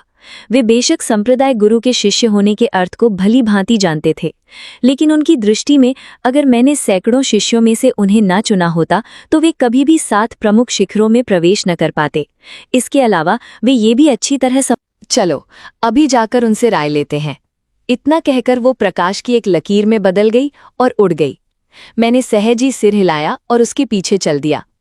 ली चिंगयुन, श्याओआन, एक पल के लिए बाहर आओ। तुम्हारे गुरु को तुमसे कुछ काम है। मेरी आवाज सुनकर दोनों शिष्य अपनी साधना गुफा से बाहर आ गए। मेरे बगल में खड़े संप्रदाय गुरु को देखकर दोनों चौंक गए। फिर जल्दी से झुककर प्रणाम किया। प्रणाम गुरुजी। प्रणाम संप्रदाय गुरुजी। मैंने अपने बगल में बैठी युनयान पर एक नज़र डाली, कुछ देर सोचा और फिर धीरे से बोला, बात यह है कि आज संप्रदाय गुरु मेरे पास आई थीं और तुम दोनों को अपने संरक्षण में अध्ययन के लिए भेजना चाहती थीं। मुझे नहीं पता, क्या तुम दोनों तैयार हो? ये सुनकर ली युन और श्याओवान ने एक दूसरे को देखा। दोनों को चुप देखकर युनयान आगे बढ़ी। ली चिंगयुन, अगर तुम मेरे संरक्षण में आती हो तो तुम स्वर्ग तलवार संप्रदाय की सीधी शिष्या बन जाओगी। भविष्य में न केवल संप्रदाय में आपका दर्जा बढ़ेगा, बल्कि आपको साधना के लिए कहीं अधिक संसाधन भी प्राप्त होंगे, जो आपकी प्रगति के लिए बहुत लाभदायक होंगे। मुझे आश्चर्य है कि आपके क्या विचार हैं। यूनियान की बोलने के बाद एक दूसरे को देखकर ली चिंग यून और श्याओवान के बीच समझ बन गई और वे तुरंत घुटने टेक दिए। शिष्य ऐसा नहीं चाहता। यान की आंखें चौंधिया गईं, अविश्वास से। उसने सोचा था कि ये दोनों गुरु शिष्य संबंध को बिना किसी संकोच के स्वीकार कर लेंगे, क्योंकि मना करना उनका अधिकार नहीं था। मैं भी दंग रह गया। अगर तुम मेरे शिष्य बनोगे तो तुम स्वर्गीय तलवार संप्रदाय के सच्चे वंशज बनोगे। संप्रदाय में तुम्हारा दर्जा सभी शिष्यों से ऊपर होगा और तुम्हारी साधना में अनगिनत संसाधन लगाए जाएंगे। क्या तुम समझते हो कि इसका क्या अर्थ है? ली चिंग यून और श्याओवान ने सिर उठाकर संप्रदाय गुरु की कृपा के लिए धन्यवाद दिया। हम आभारी हैं, लेकिन हम शाओली शिखर पर ही रहना चाहते हैं। उनका संकल्प पूरी तरह अडिग था। वे बेशक संप्रदाय गुरु के शिष्य होने के अर्थ को भली भांति जानते थे, लेकिन उनकी दृष्टि में अगर मैंने सैकड़ों शिष्यों में से उन्हें न चुना होता तो वे कभी भी 7 प्रमुख शिखरों में प्रवेश न कर पाते। इसके अलावा वे ये भी अच्छी तरह समझते थे कि उनकी जन्मजात प्रतिभा और आधार साधारण थे। यदि मैंने उनमें से प्रत्येक को दैवीय उत्पत्ति की वो गोली न दी होती तो वे अद्वितीय प्रतिभाओं के मार्ग पर कैसे चल पाते? ये मैं ही था जिसने इससे उनके भाग्य में मौलिक परिवर्तन ला दिया। यूनियान ने अनिच्छा का भाव दिखाया, लेकिन अंततः आह भरी, चूंकि आप ऐसा नहीं चाहते तो चलिए इस मामले को यहीं छोड़ देते हैं। यूनियान के जाने के बाद मैंने अपने दोनों शिष्यों को देखा और मन ही मन बहुत असमंजस में पड़ गया। सच तो यह है कि संप्रदाय गुरु के शिष्य बनना कोई बुरी बात नहीं होगी। ये आपकी साधना के लिए बहुत लाभदायक होगा। गुरुजी, चूंकि हमने पहले ही आपके प्रति अपनी निष्ठा की शपथ ले ली है, इसलिए हम किसी और की सेवा नहीं कर सकते। लिंग यून और श्याओवान ने जमीन पर सिर झुकाया। उनकी आवाजें पूर्ण दृढ़ विश्वास से भरी हुई थीं। उनके व्यवहार में ईमानदारी देखकर मैंने और कुछ नहीं कहा, बस सिस्टम स्पेस से औषधीय गोलियों के 2 थैले निकाले। उठो, ये 2 थैले ची एकत्रित करने वाली गोलियों के हैं। इन्हें लो और अपनी साधना पर ध्यान केंद्रित करो। इसी बीच लिंगू पर्वत पर स्थित डॉविस्ट मंदिर में लिन श्वेनर अपने शरीर से चिपचिपे परजीवी को निकालने के लिए बेताब थी। पिछले 1 महीने से वो साधना के लिए हर पल का सदुपयोग कर रही थी। प्रतिदिन लाल बादल के अमर पूजनीय द्वारा प्रदत्त अमृत का सेवन कर रही थी, लेकिन अगले ही पल उसकी भौहें अचानक तन गई। धिक्कार है, विंगू का रक्त फिर से भड़क उठा है। जैसे ही ये शब्द निकले, उसके होठों पर ऐसा दर्द हो रहा था जैसे कोई उसे कुतर रहा हो। उसके दिल से एक अजीब सी सनसनी निकल रही थी। तंग कमरे में उसकी दर्द भरी चीखें गूंज रही थीं। पूरे 15 मिनट बाद आखिरकार उसकी पीड़ा कम होने लगी। फर्श पर लेटी लिन श्वेनर छत की कड़ियों को खाली निगाहों से घूर रही थी। सोच रही थी कि रक्त दानव 10 सितारा तकनीक का अभ्यास करने के बावजूद भी उसके शरीर में मौजूद जहर पर कोई असर नहीं हो रहा है। पिछले 1 महीने से उसने रक्त दानव 10 सितारा तकनीक में अपना पूरा प्रयास लगा दिया था, लेकिन जितना ज्यादा वो अभ्यास करती उतना ही उसे लगता कि कुछ गड़बड़ है। वो इस तकनीक में जितना गहराई से उतरती, उसके शरीर में जहर उतना ही ज्यादा सक्रिय होता जाता। लिन शुएन काफी देर तक फर्श पर लेटी रहीं, फिर उठने की ताकत जुटा पाई। लेकिन जैसे ही वो धीरे धीरे उठीं और आईने में अपना चेहरा देखा, वो अचानक सदमे से अवाक रह गईं। ये कैसे हो सकता है? मेरा चेहरा तो बहुत बूढ़ा लग रहा है। ये ठीक नहीं है। मुझे अपने गुरु से मिलना होगा और पता लगाना होगा कि मेरे साथ क्या हुआ है। लिन शुएन जल्दी से मुख्य हॉल में पहुंची। शिष्य ने गुरु का अभिवादन किया। मेरे शिष्य, तुम बहुत घबराए हुए लग रहे हो, क्या बात है? अमर चुन ने अपने शिष्य को देखा जो 10 साल बूढ़ा लग रहा था और तुरंत समझ गया कि ये रक्त दानव 7 हृदय तकनीक के अभ्यास का परिणाम है। ऐसा लगता है कि इस शिष्य ने पिछले 1 महीने से बहुत लगन से अभ्यास किया है। वो मन ही मन प्रसन्न हुआ। गुरुजी, मेरे कई प्रश्न हैं और मैं आपके मार्गदर्शन की प्रार्थना करता हूँ। आप अपने मन की बात कहिए, मैं आपके लिए जो कुछ भी स्पष्ट कर सकता हूँ वो करूँगा। गुरुजी, आपने कहा था कि रक्त दानव 7 हृदय तकनीक का अभ्यास करने से मेरे भीतर का गौर्म दब जाएगा, लेकिन आज मुझे ऐसा क्यों लग रहा है कि हृदय भक्षण करने वाला गौर्म बिल्कुल भी नहीं दबा है?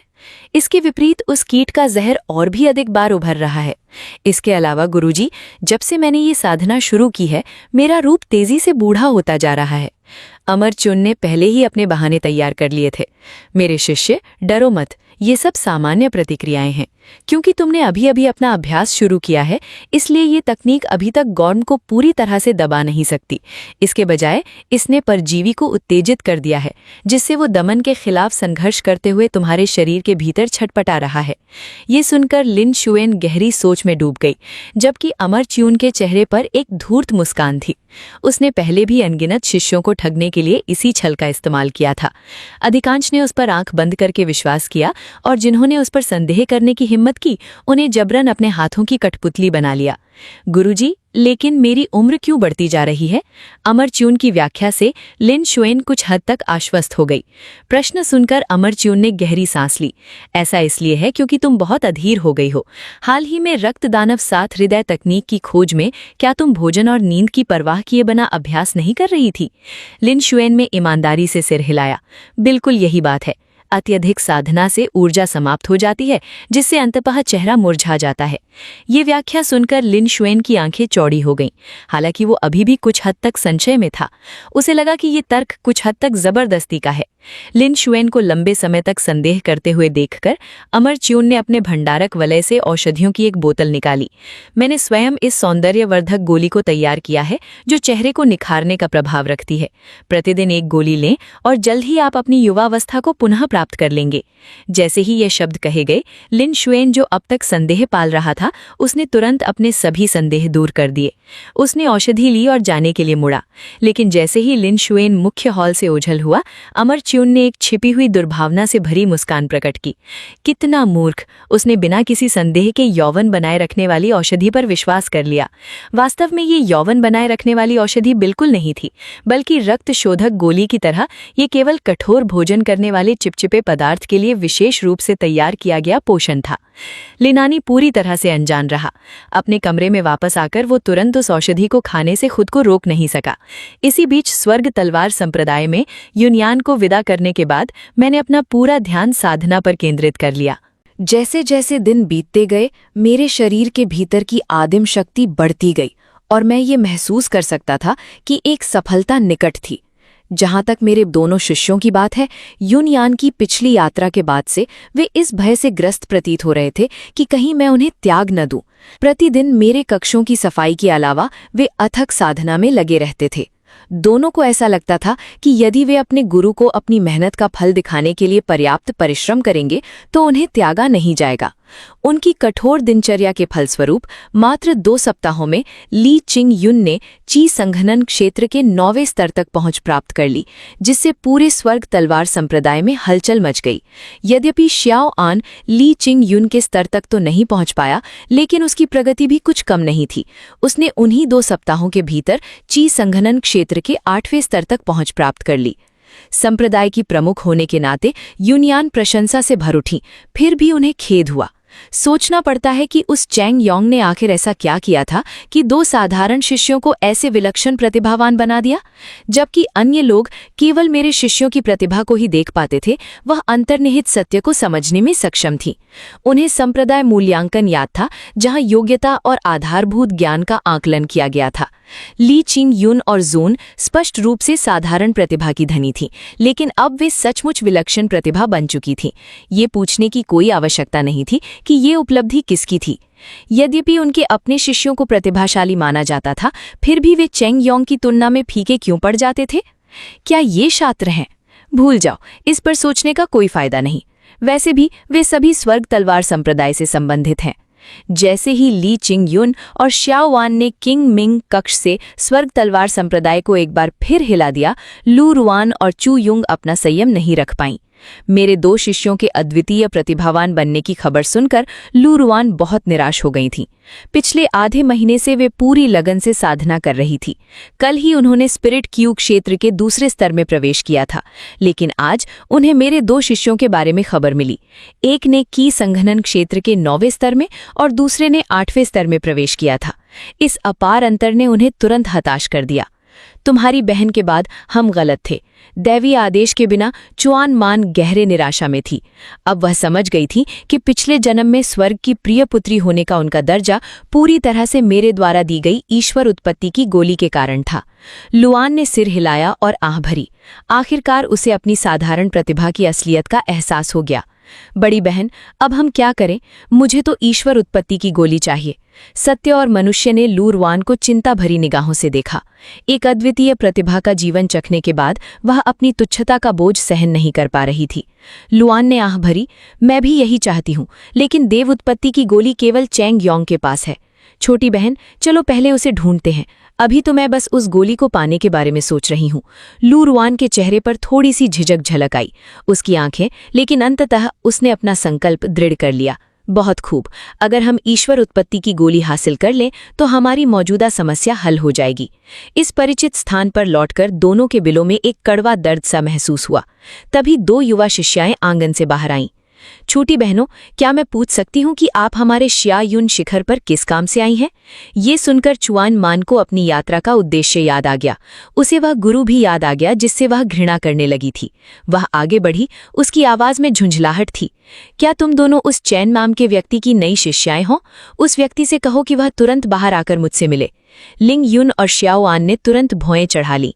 ये देखकर लूरवान ने चुआन मान की आस्तीन खींची, आगे बढ़ी और विनम्रता से बोली, हम चिंग मिंग शिखर की शिष्याएं हैं। हमें आपके गुरु से कुछ जरूरी काम निपटाना है। हम आपसे अनुरोध करते हैं कि आप हमें उनके पास ले चलें। लूरुआन को देखते हुए ऐसा सम्मानजनक व्यवहार के कारण लिंग्युन और शियाओएन के चेहरे थोड़े नरम पड़ गए। लेकिन ठीक उसी क्षण मैं अपने दो शिष्यों के साथ दूर से आ पहुंचा। उनके पीछे खड़ी दोनों महिलाओं को देखकर मैं एक पल के लिए रुक गया। मेरे होठों के कोने पर एक ठंडी मुस्कान थी। ये दोनों शिष्याएं अंततः मुझसे मिलने से खुद को रोक नहीं पाईं। गुरुजी, ये दोनों चिंगमिंग शिखर की शिष्याएं होने का दावा करती हैं और एक मामले के सिलसिले में आपसे मिलने आई हैं। मैंने हाथ हिलाकर बात टाल दी। मुझे पता है, आप दोनों वापस जा सकती हैं। बोलते ही मैं इन दोनों विद्रोही शिष्याओं को देखने के लिए खड़ा हो गया। क्या ये मेरी आज्ञाकारी शिष्याएं नहीं हैं? तुम चिंगमिंग शिखर पर अपनी साधना पर ध्यान क्यों नहीं देती हो? तुम यहाँ मेरे शियायुन शिखर पर क्या कर रही हो? ये सुनकर चूचिंग मैन आगे बढ़ी और उसने अपना हाथ बढ़ाया। चेनयोंग, मेरी बड़ी बहन और मुझे अपनी साधना के लिए दिव्य मूल की गोलियों की तत्काल आवश्यकता है। कृपया 2 गोलियां तुरंत दे दीजिए। इस मांग ने मुझे स्तब्ध कर दिया। मुझे तो बस आपको दिव्य उत्पत्ति की गोलियां सौंपनी थीं। मैं किस आधार पर आपका ऋणी हूं? जैसे ही ये शब्द मेरे होठों से निकले, चूचिंग मैन गुस्से से दांत पीस बैठी। उसका पूरा शरीर बेकाबू होकर कांपने हुए। ये देखकर लुआन जल्दी से आगे बढ़ी। चेनयोंग, ये दिव्य उत्पत्ति की गोलियां हमारे लिए सचमुच बहुत जरूरी हैं। सिर्फ एक दिव्य उत्पत्ति की गोली से हम पल भर में सर्वोच्च प्रतिभाओं की श्रेणी में पहुंच सकते हैं। आप प्रतिभाएं बने या ना बने, इसका मेरे यहाँ आकर दिव्य उत्पत्ति की गोलियां मांगने से कोई लेना देना नहीं है। क्या मैं आपका ऋणी हूँ? क्या आपका दिमाग पूरी तरह से खराब हो गया है? इस टिप्पणी ने लूरुआन को भी अपनी सहनशीलता की सीमा तक पहुंचा दिया। चेनयोंग, हमारे पिछले जन्मों में हम पहले ही महान सम्राट स्तर प्राप्त कर चुके थे और दाओ ज्ञान और सांतत्व से केवल एक कदम दूर थे। फिर भी हम आपके हाथों मारे गए। आपने ही हमारे सांतत्व के मार्ग को अवरुद्ध किया था। क्या आपको इसके लिए जिम्मेदार नहीं ठहराया जाना चाहिए? चूचिंग मैन ने द्वेष से घूरते हुए कहा, हमारी वर्तमान दुर्दशा पूरी तरह से आपकी गलती है। हम आपसे केवल एक दिव्य उत्पत्ति की गोली मांग रहे हैं। आपको हमें मना करने का क्या अधिकार है? अगर मेरे पिछले जन्म में तुम जैसे कृतघ्न ना होते तो मैं पहले ही दाव ज्ञान प्राप्त कर लेता और संत बन जाता। मैंने तुम दोनों पर अनगिनत साधना संसाधन बर्बाद कर दिए। अंत में जब तुम्हें पंख मिल गए तो तुमने अपने ही लोगों को धोखा देने की साजिश रची, गुरुजी। और अब तुम्हें इतनी हिम्मत हुई है कि तुम दावा करते हो कि मैंने तुम्हारे संत बनने के मार्ग को अवरुद्ध कर दिया। डांट के बाद मुझे गहरी राहत का अनुभव हुआ। चूचिंग मैन का चेहरा भावहीन बना रहा।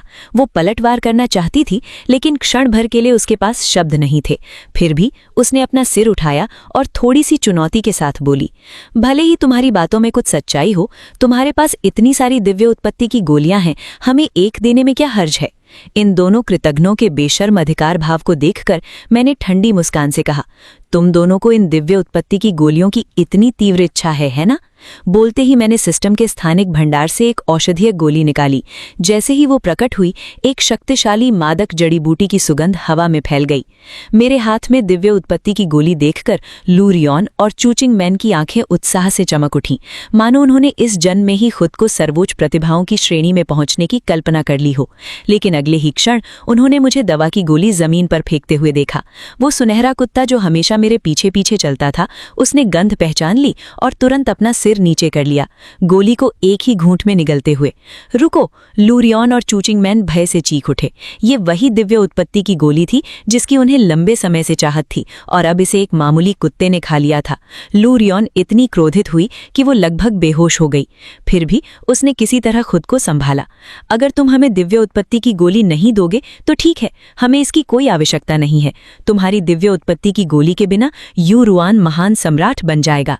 ये कहते हुए उसने एक ठंडी सी घुरघुराहट छोड़ी और जाने के लिए मुड़ गई। उनके जाते हुए चेहरों को देखकर मैंने एक ठंडी उपहास भरी हंसी हंसी। दिव्य उत्पत्ति की गोली के बिना ये मानना कि तुम्हारी वर्तमान प्रतिभा वाले व्यक्ति महान सम्राट का पद प्राप्त कर सकते हैं, ये केवल एक कोरी कल्पना है। उन दोनों कृतज्ञों के जाने के बाद मैंने अपनी दृष्टि अपने पैरों के पास बैठे सुनहरे कुत्ते की ओर घुमाई। चूंकि मैंने तुम्हें भोजन दिया है, ये तुम्हारा सौभाग्य है। अब से तुम यहीं शियायुन शिखर पर रहोगे। कुत्ते को मेरी बात समझ आ गई। उसने जल्दी से अपना सिर मेरे पैर से रगड़ा, जबकि कहीं और लिंगशु पर्वत ताओइस्ट मंदिर में। ये नहीं हो सकता। लिंग श्वानर एक कान से दर्पण के सामने खड़ी थी, उस चेहरे को घूर रही थी जो परिचित भी और अजीब भी। उसकी आंखें अविश्वास से चौड़ी हो गईं। आधे महीने के छोटे से अंतराल में ही वो काफी बूढ़ा हो गया था, और उसे ये देखकर बहुत डर लगा कि उसके बाल सफेद होने लगे थे। ये साधना तकनीक दोषपूर्ण है और औषधीय गोलियां भी दूषित हैं। अपनी पिछली मूर्खता को याद करते हुए लिन श्वानर को तुरंत लगा कि वो दुनिया का सबसे बड़ा मूर्ख है। उसके दिल में भयंकर क्रोध भर गया और वो धोखेबाज को ढूंढकर बदला लेने की तीव्र इच्छा से जल उठा। नहीं, मेरी वर्तमान शक्ति के साथ मैं उस दुष्ट का मुकाबला नहीं कर सकता। मुझे तुरंत पहाड़ से नीचे उतरना होगा। मैं अपनी शक्ति बढ़ने तक इंतजार करूंगा, फिर वापस आकर अपना बदला लूंगा। ये सोचते हुए उसने जल्दी से अपना सामान पैक किया और अपने कमरे से बाहर निकल गया। ये सुनिश्चित करने के बाद कि आसपास कोई नहीं है, वो तेजी से डाओइस्ट मंदिर के पिछले द्वार की ओर चल पड़ा। जैसे ही वो दरवाजे से अंदर जाने वाला था, अचानक उसके पीछे से एक भयानक आवाज गूंजी। हे मेरी आज्ञाकारी शिष्य, तुम कहाँ जा रहे हो? लिन श्वानर का दिल भय से कांप उठा। लिन श्वानर पीछे मुड़ी। उसका दिल कड़वाहट से भरा हुआ था। आक्रोश। ची अमर पूजनीय, अपना ढोंग बंद करो। तुमने मुझे जिस साधना तकनीक का अभ्यास करने का आदेश दिया था, उसमें तुमने धोखा दिया है, और तुमने जो भी औषधीय गोलियां दी, वे मेरे भीतर मौजूद हृदयविहीन द्रव के विरुद्ध पूर्णतया निष्प्रभावी साबित हुई हैं। लिन श्वानर को क्रोध से लाल आंखों से देखते हुए नरवर पूजनीय ने केवल उपहास भरी मुस्कान दी। सच कहूं तो मेरे सभी शिष्यों में से तुम सबसे मूर्ख हो। तुम्हें ये समझने में इतना समय लग गया कि मैं तुम्हें धोखा दे रहा था। तुमसे पहले तुम्हारी वरिष्ठ बहनें तुमसे कहीं अधिक बुद्धिमान थी। लिन श्वानर ने मुट्ठियां भींच ली, मानो अंतिम प्रहार करते हुए अपनी जान दे देना चाहती हो। फिर भी अंत से पहले उसे एक प्रश्न का स्पष्ट उत्तर चाहिए था। तुमने मुझे वो साधना तकनीक क्यों दी, और मेरे भीतर मौजूद हृदयविहीन द्रव को उत्तेजित करने के लिए उन औषधीय गोलियों का उपयोग क्यों किया? ऐसा करने से तुम्हें क्या लाभ हो सकता है? वो और अमर पूजनीय उसे ठंडेपन से घूर रहे थे, मानो किसी लाश को देख रहे हो। ठीक है, मैं तुम्हें स्पष्टता से मरने दूंगा। तुम्हारे भीतर जो हृदय विदारक द्रव है, वो वास्तव में 6 वर्ष पहले मैंने ही बोया था। न केवल तुम में, बल्कि इस 10 मील के दायरे में लगभग हर स्त्री को मैंने इस परजीवी से ग्रसित किया है। मैंने ये सब केवल तुम सबको अपनी कठपुतली बनाने के लिए किया है। इस क्षण लिन श्वानर के हृदय में आक्रोश चरम पर पहुंच गया। हे धोखेबाज, मैं तेरे विरुद्ध अपनी जान की बाजी लगा दूंगी। जैसे ही ये शब्द उसके होठों से निकले, लिन श्वानर ने मुट्ठियां भींच ली और उसके शरीर से घातक ऊर्जा की हल्की काली रेखाएं निकलने लगी, जो रक्तदान 10 सितारा तकनीक का सार थी, जिसका उसने 1 महीने से अधिक समय से अभ्यास किया था। अपने पैर को जोर से पटकते हुए वो आगे बढ़ी और चियुन अमर पूजनीय के सामने पहुंच गई। पल भर में चियुन अमर पूजनीय ने तिरस्कार से अपने होठ से कोड़ लिए। अब भी तुम मुझ पर प्रहार करना चाहती हो? ये मत भूलना कि जो तकनीक तुम्हारे पास है, मैंने ही तुम्हें प्रदान की है। बोलते ही उसने अपना हाथ हल्के से उठाया और लिन श्वानर को एक तरफ फेंक दिया। लिन श्वानर उठने का संघर्ष कर रही थी, एक बार फिर आत्मघाती हमले के लिए खुद को झोंक देने का इरादा रखती थी, लेकिन उसके शरीर में एक भयंकर असहनीय दर्द की लहर दौड़ गई। तुरंत बाद उसके होठों से निकले खून को वो रोक नहीं पाई। वह एक अमर पूजनीय व्यक्ति की तरह आगे बढ़ी। वह धीरे धीरे उसके करीब आया। शिष्य, अपनी सामंती लड़ाई बंद करो। तुम अपने गुरु को हरा नहीं सकते तो व्यर्थ कष्ट क्यों सह रहे हो? उसने एक आह भरी और लिंच को कॉलर से पकड़कर ऊपर उठा लिया। तुम धोखेबाज, भूत बनकर भी मैं तुम्हें कभी माफ नहीं करूंगी। गंभीर चोटों के बावजूद उसने दांत पीसते हुए फुफकारा, अपने शरीर को मरोड़ते हुए। जितना चाहो श्राप दो, एक बार जब तुम मेरी कठपुतली बन जाओगे तो तुम्हारे पास एक शब्द बोलने की शक्ति नहीं रहेगी। चियोन शानजुन ने ठंडी हंसी हंसते हुए उसे एक गुप्त कक्ष में फेंक दिया। जब तक लिंचुआन संभली और उठ खड़ी हुई, चियोन शानजुन का चेहरा गायब हो चुका था। धुंधली रोशनी के सहारे उसने अपने आसपास का दृश्य देखा। अचानक लिनुआन चीख उठा। उसकी आंखें भय से चौड़ी हो गईं और उसने आगे देखा। उसने कुछ ही मीटर की दूरी पर कुछ आकृतियां खड़ी देखीं। ये आकृतियां मूर्तियों की तरह स्थिर खड़ी थीं और उसे घूर रही थीं। ये क्या है? लिनुआन बुरी तरह भयभीत होकर कमरे के कोने में दुबक गया। काफी देर इंतजार करने के बाद उसे एहसास हुआ कि ये आकृतियां हिलने डुलने में असमर्थ लग रही थीं। हाँ, उस धोखेबाज ने कहा था कि वह मुझे कठपुतली बनाना चाहता है। क्या ये लाशें वही कठपुतलियां हैं जिन्हें उसने पहले ही बना लिया है? लिनुआन ने हिचकिचाते हुए 2 कदम आगे बढ़ाए। जैसे ही वह करीब पहुंचा, उसे सड़ते हुए मांस की भयानक दुर्गंध ने जकड़ लिया। लगता है मैं इस विपत्ति से बच नहीं सकता। कल के बाद मैं भी शायद इन्हीं प्राणियों जैसा हो जाऊंगा, ना इंसान ना भूत, उसकी कठपुतली बनकर। लिनुआन के चेहरे पर एक कड़वी मुस्कान फैल गई। इस क्षण वह अपने पिछले जीवन को याद किए बिना नहीं रह सका, जब उसने महान मार्ग का अनुसरण किया और अंततः एक महान सम्राट बना जिसका सभी आदर करते थे। लिनुआन, तुम सचमुच इसके लायक हो। अचानक उसे अपने माता पिता और अपने बड़े भाई की याद आ गई। पुनर्जन्म लेकर उसने अपने परिवार से फिर से मिलने के लिए बहुत संघर्ष किया था, लेकिन पलक झपकते ही उसे मृत्यु का सामना करना पड़ा। अब उसे मृत्यु से डर नहीं लगता था। वह मरने से पहले बस अपने प्रियजनों को आखिरी बार देखना चाहता था। अगली सुबह सूरज की एक किरण गुप्त कक्ष में प्रवेश कर गई। मेरे शिष्य, उठने का समय हो गया है, मैं तुम्हें लेने आया हूं। उसकी स्तब्ध अवस्था में लिनुआन को अचानक एक परिचित आवाज सुनाई दी। उसने अपनी आंखें खोली और पाया कि उसके सामने खड़ा व्यक्ति कोई और नहीं बल्कि चियोन शानजुन था। तुम धोखेबाज हो, मैं तुम्हें मार डालूंगा। वह उठने के लिए संघर्ष कर रहा था, लेकिन अगले ही पल चियोन शानजुन ने 2 ताबीज फेंके जो पलक झपकते ही उसकी भौंहों के बीच गायब हो गए। उसी समय लिनुआन को एहसास हुआ कि वह हिलने डुलने की क्षमता खो चुका है, और तुरंत बाद उसके सीने में असहनीय दर्द की एक लहर दौड़ गई। दर्द की यह लहर पहले महसूस किए गए किसी भी दर्द से 100 गुना ज्यादा तीव्र थी। पूरी तरह बेहोश होने से पहले उसने उन कठपुतली जैसी विकृत आकृतियों को देखने के लिए मुड़ा और उसके होठों पर एक दुख भरी मुस्कान थी। लिनुआन के गहरे कोमा में जाने के बाद चियोन शानजुन ने अपनी आस्तीन झटककर अपनी भंडारण अंगूठी से अपनी आनुष्ठानिक वस्तु निकाली। ये एक आत्मा एकत्र करने वाला ध्वज था, जिससे एक भयानक और भयावह आभा निकल रही थी। लेकिन जैसे ही वह लिनुआन को कठपुतली में बदलने के लिए ध्वज का उपयोग करने की तैयारी कर रहा था, बाहर से एक जोरदार कंपन सुनाई दिया।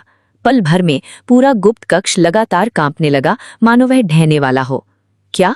चियोन शानजुन की अभिव्यक्ति में परिवर्तन हुआ। वह अत्यधिक भयभीत हो गया और तुरंत अपनी हरकतें रोक दी। ठीक उसी समय ऊपर से एक ठंडी आवाज आई, राक्षस, बाहर आओ और अपनी मृत्यु का सामना करो। लगता है कुछ साधक हमारे मामलों में दखल देने आए हैं। अमर चियोन ने अपनी भौहें सिकोड़ ली। अनिच्छा से ही सही, उसके पास लिन शानमे को कठपुतली बनाने की साधना छोड़ने के अलावा कोई विकल्प नहीं था। वह गुप्त कक्ष से बाहर निकलने के लिए मुड़ा, लेकिन बाहर कदम रखते ही उसने देखा कि पूरा डोइस्ट मंदिर जमींदोज होकर मलबे में तब्दील हो चुका था। दूर कई आकृतियां हवा में खड़ी थीं, जिनका नेतृत्व एक अधेड़ उम्र का साधक कर रहा था। हे राक्षसी दुष्ट, तुमने आखिरकार अपना असली रूप प्रकट कर दिया। आज हम ताइशवान दाओ संप्रदाय के लोग स्वर्ग की ओर से न्याय करने के लिए इस भूमि से गुजरे हैं। धिक्कार है ये सोचने पर कि ये ताइशवान दाओ संप्रदाय है। अमर चियोन आश्चर्य से भर गया और उसके हृदय में भय का बीज बो दिया गया। ताइचू दाओ संप्रदाय दक्षिणी वन्य क्षेत्र के 10 महान संप्रदायों में सबसे अग्रणी था। इतने प्रतिष्ठित संप्रदाय को नाराज करना उनके लिए उचित नहीं था। मुझे आपके ताइशवान दाओ संप्रदाय से कोई शिकायत नहीं है। आप मेरी योजनाओं को बिगाड़ने के लिए यहाँ क्यों आए हैं? बस करो तुम्हारी सामंती बातें। प्राचीन काल से ही धर्मी और राक्षसी एक दूसरे के शत्रु रहे हैं। राक्षसों का नाश करना और धर्म का पालन करना हम धर्मी साधकों का कर्तव्य है। अधेड़ उम्र के साधक का आगे कोई शिष्टाचार निभाने का इरादा नहीं था। तुरंत ही कई शिष्य लंबी तलवारें लहराते हुए एक साथ आगे बढ़े। क्या तुम्हें सचमुच लगता है कि मैं इतनी आसानी से दब जाऊंगा? अगर तुम मुझे मारना चाहते हो तो देखते हैं कि तुम में इतनी क्षमता है या नहीं। क्रोधित होकर अमर चियोन ने अपना आत्मा छीनने वाला ध्वज निकाला और उसे जोर से लहराया। उनके नीचे की जमीन अचानक फट गई और उसके बाद गुप्त कक्ष से कई कठपुतलियां बाहर निकलीं। ताइशवान धर्म संप्रदाय के शिष्यों का साधना स्तर स्पष्ट रूप से उच्च नहीं था और वे इन कठपुतलियों के विरुद्ध संघर्ष करते हुए दिखाई दिए। ये देखकर अधेड़ उम्र के साधक ने तुरंत प्रहार किया। अपनी लंबी तलवार चलाते हुए उन्होंने कुछ ही वारों में उन कठपुतलियों का सफाया कर दिया। अपनी कमजोरी जानते हुए अमर चियोन तुरंत प्रकाश की लकीर में परिवर्तित होकर दूर भाग गया। अधेड़ उम्र के उस साधक की आंखों में एक ठंडी चमक कौंधी और फिर वो गायब हो गया। वो अपनी जगह से हिल गया। कुछ ही देर बाद दूर से एक दिल दहला देने वाली चीख गूंजी। अधेड़ उम्र का वो साधक तुरंत लौट आया, हालांकि उसके हाथ में मौजूद लंबी तलवार अभी भी खून से लथपथ थी। ऐसा प्रतीत हुआ कि अमर चियुन उसकी तलवार से मारी गई थी। इस राक्षसी साधक को पता नहीं था कि उसने कितनी महिलाओं को नुकसान पहुंचाया है। ये लड़कियां अभी जवान ही थीं, फिर भी उसके क्रूर हाथों का शिकार बन गईं। कितना दयनीय है। अधेड़ उम्र के साधक ने जमीन पर पड़े शवों को देखा और गहरी आह भरी, लेकिन ठीक उसी क्षण गुप्त कक्ष के भीतर से खुशी की एक चीख सुनाई दी। गुरुजी, यहाँ अभी भी एक व्यक्ति जीवित है। अधेड़ उम्र के साधक ने उधर देखा। वो लिंच वनर थी जो वहां बेहोश पड़ी थी। उसी समय तेंजियान संप्रदाय में मैंने राहत की सांस ली। तभी पीछे से दो जानी पहचानी युवा आवाजें गूंजी। गुरुजी, मैं मुड़ा तो देखा कि मेरे दो शिष्य हैं। क्या बात है गुरुजी, हम मिशन हॉल जाना चाहते हैं, ये देखने के लिए कि क्या कोई उपयुक्त कार्य है। हम खुद को मजबूत बनाने के लिए पहाड़ से नीचे उतरना चाहते हैं। ये देखकर मैंने सहमति में सिर हिलाया। ठीक है, प्रशिक्षण के लिए पहाड़ से नीचे उतरना वाकई अच्छा है, मैंने उत्तर दिया। लाभदायक। ली चिंग यून और श्याओवान तुरंत मिशन हॉल के लिए रवाना हो गईं। हॉल में प्रवेश करते ही लूरू यान और चुचू चिंग मिन भी वहां पहुंच गईं। विरिष्ट बहन, क्या हमें सचमुच मिशन पर जाना चाहिए? चुचू चिंग मिन के चेहरे पर झिझक के भाव थे। वो अभी केवल ऊर्जा संघनन के पहले स्तर तक ही पहुंची थी। इतनी क्षमता के साथ एक पल की लापरवाही भी बाहरी दुनिया में उनकी जान ले सकती थी। कनिष्ठ बहन, हमारे पास दिव्य उत्पत्ति की गोलियां नहीं है और गुरुजी हमें साधना संसाधन देने से इनकार कर रहे हैं। यदि हम केवल अपने प्रयासों पर निर्भर रहेंगे तो हमारी प्रगति कभी तेज नहीं होगी। अभी मिशन स्वीकार करने के अलावा हमारे पास कोई और विकल्प नहीं है। क्या तुम भूल गई? पिछले जन्म में हम एक बार मिशन पर गए थे। विरिष्ट बहन, क्या आप उस समय की बात कर रही हैं जब हम चिंग शहर में लाल भेड़ियों का वध करने गए थे? याद दिलाने पर चुचू चिंग मिन को तुरंत वो याद आ गया। अपने पिछले जन्म में हेवनली स्वॉर्ड संप्रदाय में शामिल होने के बाद उनका पहला बाहरी मिशन चिंग शहर था, जहां उन्होंने लाल भेड़ियों के एक झुंड को मार गिराया। इस उपलब्धि के लिए उन्हें संप्रदाय की ओर से पर्याप्त पुरस्कार मिले थे। सही, ये ठीक वही समय था। इतने उदार पुरस्कारों वाला मिशन निश्चित रूप से कई शिष्यों का ध्यान आकर्षित करेगा। समय आने पर हमें बस उनके पद चिन्हों पर चलना है और आवश्यकताओं को पूरा करने के लिए शीघ्रता से कार्य करना है, और मिशन पूरा होने के बाद हम इनाम लेने के लिए संप्रदाय में लौट आएंगे। चुचिंग मिन की आंखें चमक उठीं और उसके चेहरे पर तुरंत खुशी का भाव आ गया। उसने लाभ प्राप्त करने के इतने आसान तरीके के बारे में पहले क्यों नहीं सोचा? लेकिन तुरंत बाद उसके मन में एक विचार आया और उसकी आंखों में चिंता की एक झलक दिखाई दी। लेकिन मुझे याद है कि इस मिशन में तियांगान क्षेत्र का एक लाल भेड़िया जानवर शामिल है। अगर वो प्रकट हुआ तो क्या हम गंभीर खतरे में नहीं पड़ जाएंगे? निश्चिंत रहो छोटी बहन, हमने अपने पिछले जीवन में उस तियांगान क्षेत्र के लाल भेड़िए जानवर का सामना नहीं किया था और ना ही इस जीवन में करेंगे। लूरुएन ने उसके कंधे पर थपथपाते हुए उसे आश्वस्त किया। फिर दोनों साथ में मिशन हॉल में चले गए। अपना मिशन मिलने पर उन्हें पता चला कि 6 अन्य लोगों ने भी वही कार्य स्वीकार किया था, जिससे कुल संख्या 8 हो गए। हालांकि लूरुएन और शूचिंग मिन ने ये उम्मीद नहीं की थी कि उन 6 लोगों में से अन्य लोग ली चिंग युन और जावान थे। लूरुएन और शूचिंग को देखकर ली चिंग युन और जावान चौंक गए। हालांकि दोनों पक्षों के बीच कोई प्रेम संबंध नहीं था, लेकिन उन्होंने एक ही मिशन स्वीकार किया था और अब पीछे हटना असंभव था। 8 का समूह फिर चिंग टाउन की ओर चल पड़ा। रास्ते में उन्होंने एक दूसरे से परिचय किया। ली चिंग युन और जावान की पहचान जानने पर अन्य शिष्य चकित रह गए। लूरुएन और शू चिंग मिन को छोड़कर अन्य शिष्य ली चिंग युन और जावान की चापलूसी करने लगे, जिससे दोनों महिलाओं को बहुत असहज महसूस हुआ। स्वर्गीय तलवार संप्रदाय चिंगी टाउन से ज्यादा दूर नहीं था। दोपहर तक समूह शहर के बाहरी इलाके में पहुंच गया था। अंदर प्रवेश करने से पहले ही उन्होंने दूर से दर्जनों लाल भर वाले भेड़ियों को सड़कों पर उत्पात मचाते हुए देखा। ली चिंगयुन की निगाहें बर्फीली हो गईं और वो तुरंत ही आगे बढ़े। बाकी लोगों ने भी एक दूसरे को देखकर हमला बोल दिया, जिससे केवल लू रुएन और चू चिंग मिन ही छिपने के लिए सुरक्षित जगह ढूंढने के लिए रह गईं। जब लिंग यून और बाकी लोग राक्षसी जानवरों से लड़ रहे थे, तब कुछ ग्रामीणों ने उनकी पहचान कर ली। वो तुरंत उत्साह से चिल्ला उठे, ये अद्भुत है, ये स्वर्गीय तलवार संप्रदाय के शिष्य हैं, हम बच गए। दोनों पुरुषों ने अदम्य साहस से लड़ाई लड़ी। थोड़ी ही देर में चिंघी कस्बे के सभी राक्षस नष्ट हो गए। तभी लू रुएन और चू चिंगमिन छिपने की जगह से बाहर निकली। जैसे ही वे पास आई, उन्होंने देखा कि ग्रामीणों की भीड़ लिंग युन और स्यावान को घिरे हुए है और उनका आभार व्यक्त कर रही है। ग्रामीणों द्वारा उपेक्षित दोनों महिलाओं के मन में आक्रोश उमड़ आया, लेकिन इससे पहले कि वो कुछ बोल पाती, दूर से एक तीखी चीख सुनाई दी, अभी और भी हैं, सब भागो। ऊपर देखते हुए उन्होंने देखा कि एक लाल फर वाला भेड़िया उनकी ओर उन्माद की तीव्रता से दौड़ रहा है। ये लाल फर वाला भेड़िया स्पष्ट रूप से उन भेड़ियों से बिल्कुल अलग था जिन्हें उन्होंने अभी अभी मारा था। ये तियांगोंग लोक का राक्षसी जानवर है। क्या हमें ये बताया गया था कि लिंगशी लोक में केवल जानवरों का एक झुंड होगा? तियांगोंग लोक का जानवर यहाँ क्यों होगा? क्या यहाँ कोई राक्षस प्रकट हुआ है? एक शिष्य अविश्वास से घूर रहा था। स्वर्गीय बहन, ये तियांगान क्षेत्र का राक्षस कहाँ प्रकट हुआ है?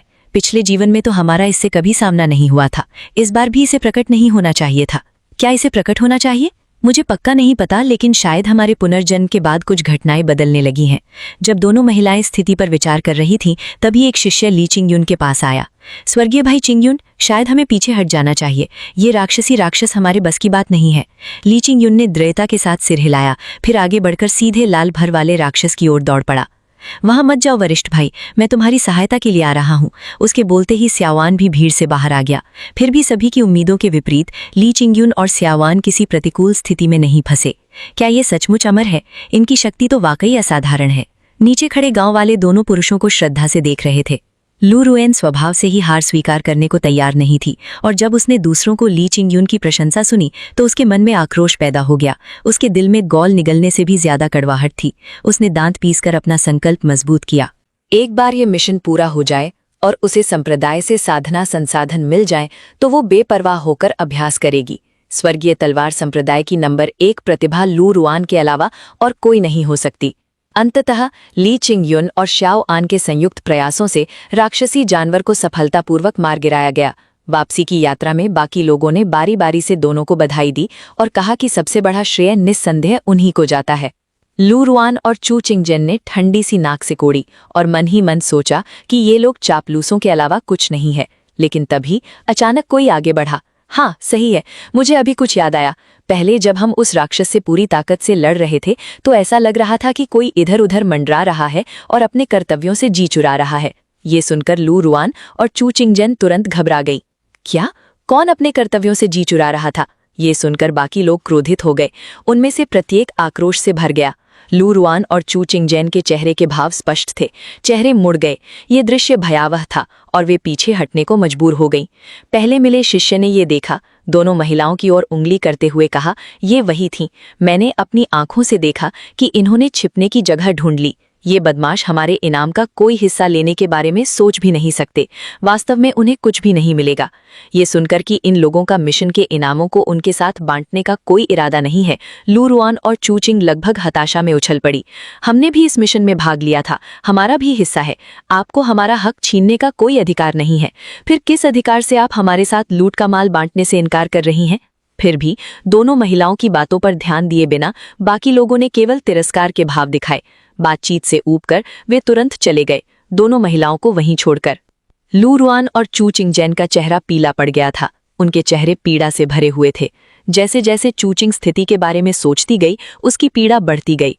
लू रुआन की बात करें तो वो इतनी क्रोधित थी कि मानो उसके सातों छिद्रों से धुआं निकल रहा हो।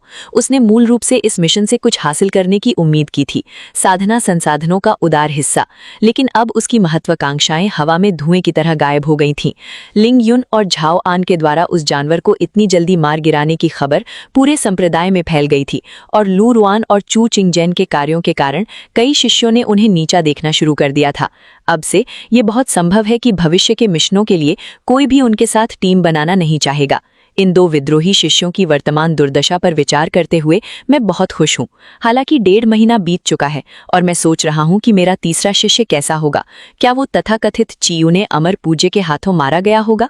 मैंने अपना सिर हिलाया और इस पर और विचार न करने का निर्णय लिया और एकांतवास के लिए अपनी गुफा में लौट आया। लिन शानर पूरे 5 दिनों तक बेहोश रही। जागने पर उसने पाया कि वो एक अपरिचित कमरे में लेटी हुई है। उसी क्षण श्वेत वस्त्रधारी एक महिला ने दरवाजा खोलकर प्रवेश किया। तुम आखिरकार जाग गई। लिन शानर ने अजनबी को हैरानी से देखा। उसके चेहरे पर असमंजस के भाव थे। क्या मुझे लिंगू पर्वत पर नहीं होना चाहिए? उस चियान अमर पूज्य के दाववादी मंदिर का क्या हुआ? वो धोखेबाज कहाँ है? लिंजर के मन में कई सवाल उठ रहे थे। ये देखकर श्वेत वस्त्रधारी महिला मुस्कुराई और बोली, मैं ताइवान दाववादी संप्रदाय की शिष्या हूँ। युवती, हमने आपकी जान बचाई। वह राक्षसी साधक मेरे चाचा की तलवार के नीचे मारा गया है। मर गया? लिन शानर पहले तो स्तब्ध रह गई, लेकिन जल्द ही उसका चेहरा बेकाबू उत्साह से भर गया। अच्छा हुआ, उस दुष्ट धोखेबाज का अंत हो गया। अचानक लिन शानर को अपने परिवार की याद आई और वो चिंतित हो गई। रुको, क्या मेरे परिवार वाले सुरक्षित हैं? मुझे यहाँ नहीं रहना चाहिए। मुझे घर जाकर उनका हालचाल पूछना होगा। आपके घाव अभी ठीक नहीं हुए हैं, शायद ठीक होने तक रुक जाना बेहतर होगा। श्वेत वस्त्रधारी महिला ने उसे समझाया, लेकिन लिन शानर जिद करती रही। ऐसा नहीं चलेगा, मुझे घर जाना है, मुझे तुरंत जाना है। इस समय लिन शानर रुकने को तैयार नहीं थी। उसका दिल अपने परिवार की सुरक्षा के लिए तड़प रहा था। श्वेत कपड़े पहनी महिला अंत में उसे रोक नहीं पाई। लिन शानर ने ली, जिसका शरीर बुरी तरह घायल था, घसीटा और जल्दी से उसे ले गई। प्रस्थान। 2 घंटे बाद वो घबराकर अपने घर के दरवाजे की ओर भागी, लेकिन पूरा आंगन खाली था। दूर दूर तक कोई दिखाई नहीं दे रहा था। लिन शानर के चेहरे पर चिंता की लकीरें उभर आईं। क्या उसका परिवार उस चियान अमर पूजनीय के निर्दय षड्यंत्रों का शिकार हो गया था? लेकिन ठीक उसी क्षण बाहर से एक बच्चे की मधुर आवाज सुनाई दी। अंदर कौन है? लिन शानर ने मुड़कर देखा तो एक छोटा बच्चा उसके आंगन में खड़ा था। लिन शानर की आंखों में आशा की एक किरण जगी। छोटे बच्चे, क्या तुम्हें पता है कि यहाँ रहने वाला परिवार कहाँ चला गया है? माँ ने कहा था कि वे शहर में रहने चले गए हैं। वे वापस नहीं लौटेंगे। शहर चले जाओ। लिन शानर की आंखों में राहत की एक चमक आई, जिसके तुरंत बाद हैरानी का सैलाब उमड़ पड़ा।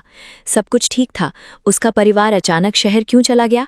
और तो और उनके पास इतने पैसे कहाँ से आए होंगे? हालांकि उसका दिन संदेह से भरा था, लिन शानर को इस बात की राहत थी कि उसका परिवार सुरक्षित है। इसी सोच के साथ वो तुरंत शहर की ओर चल पड़ी।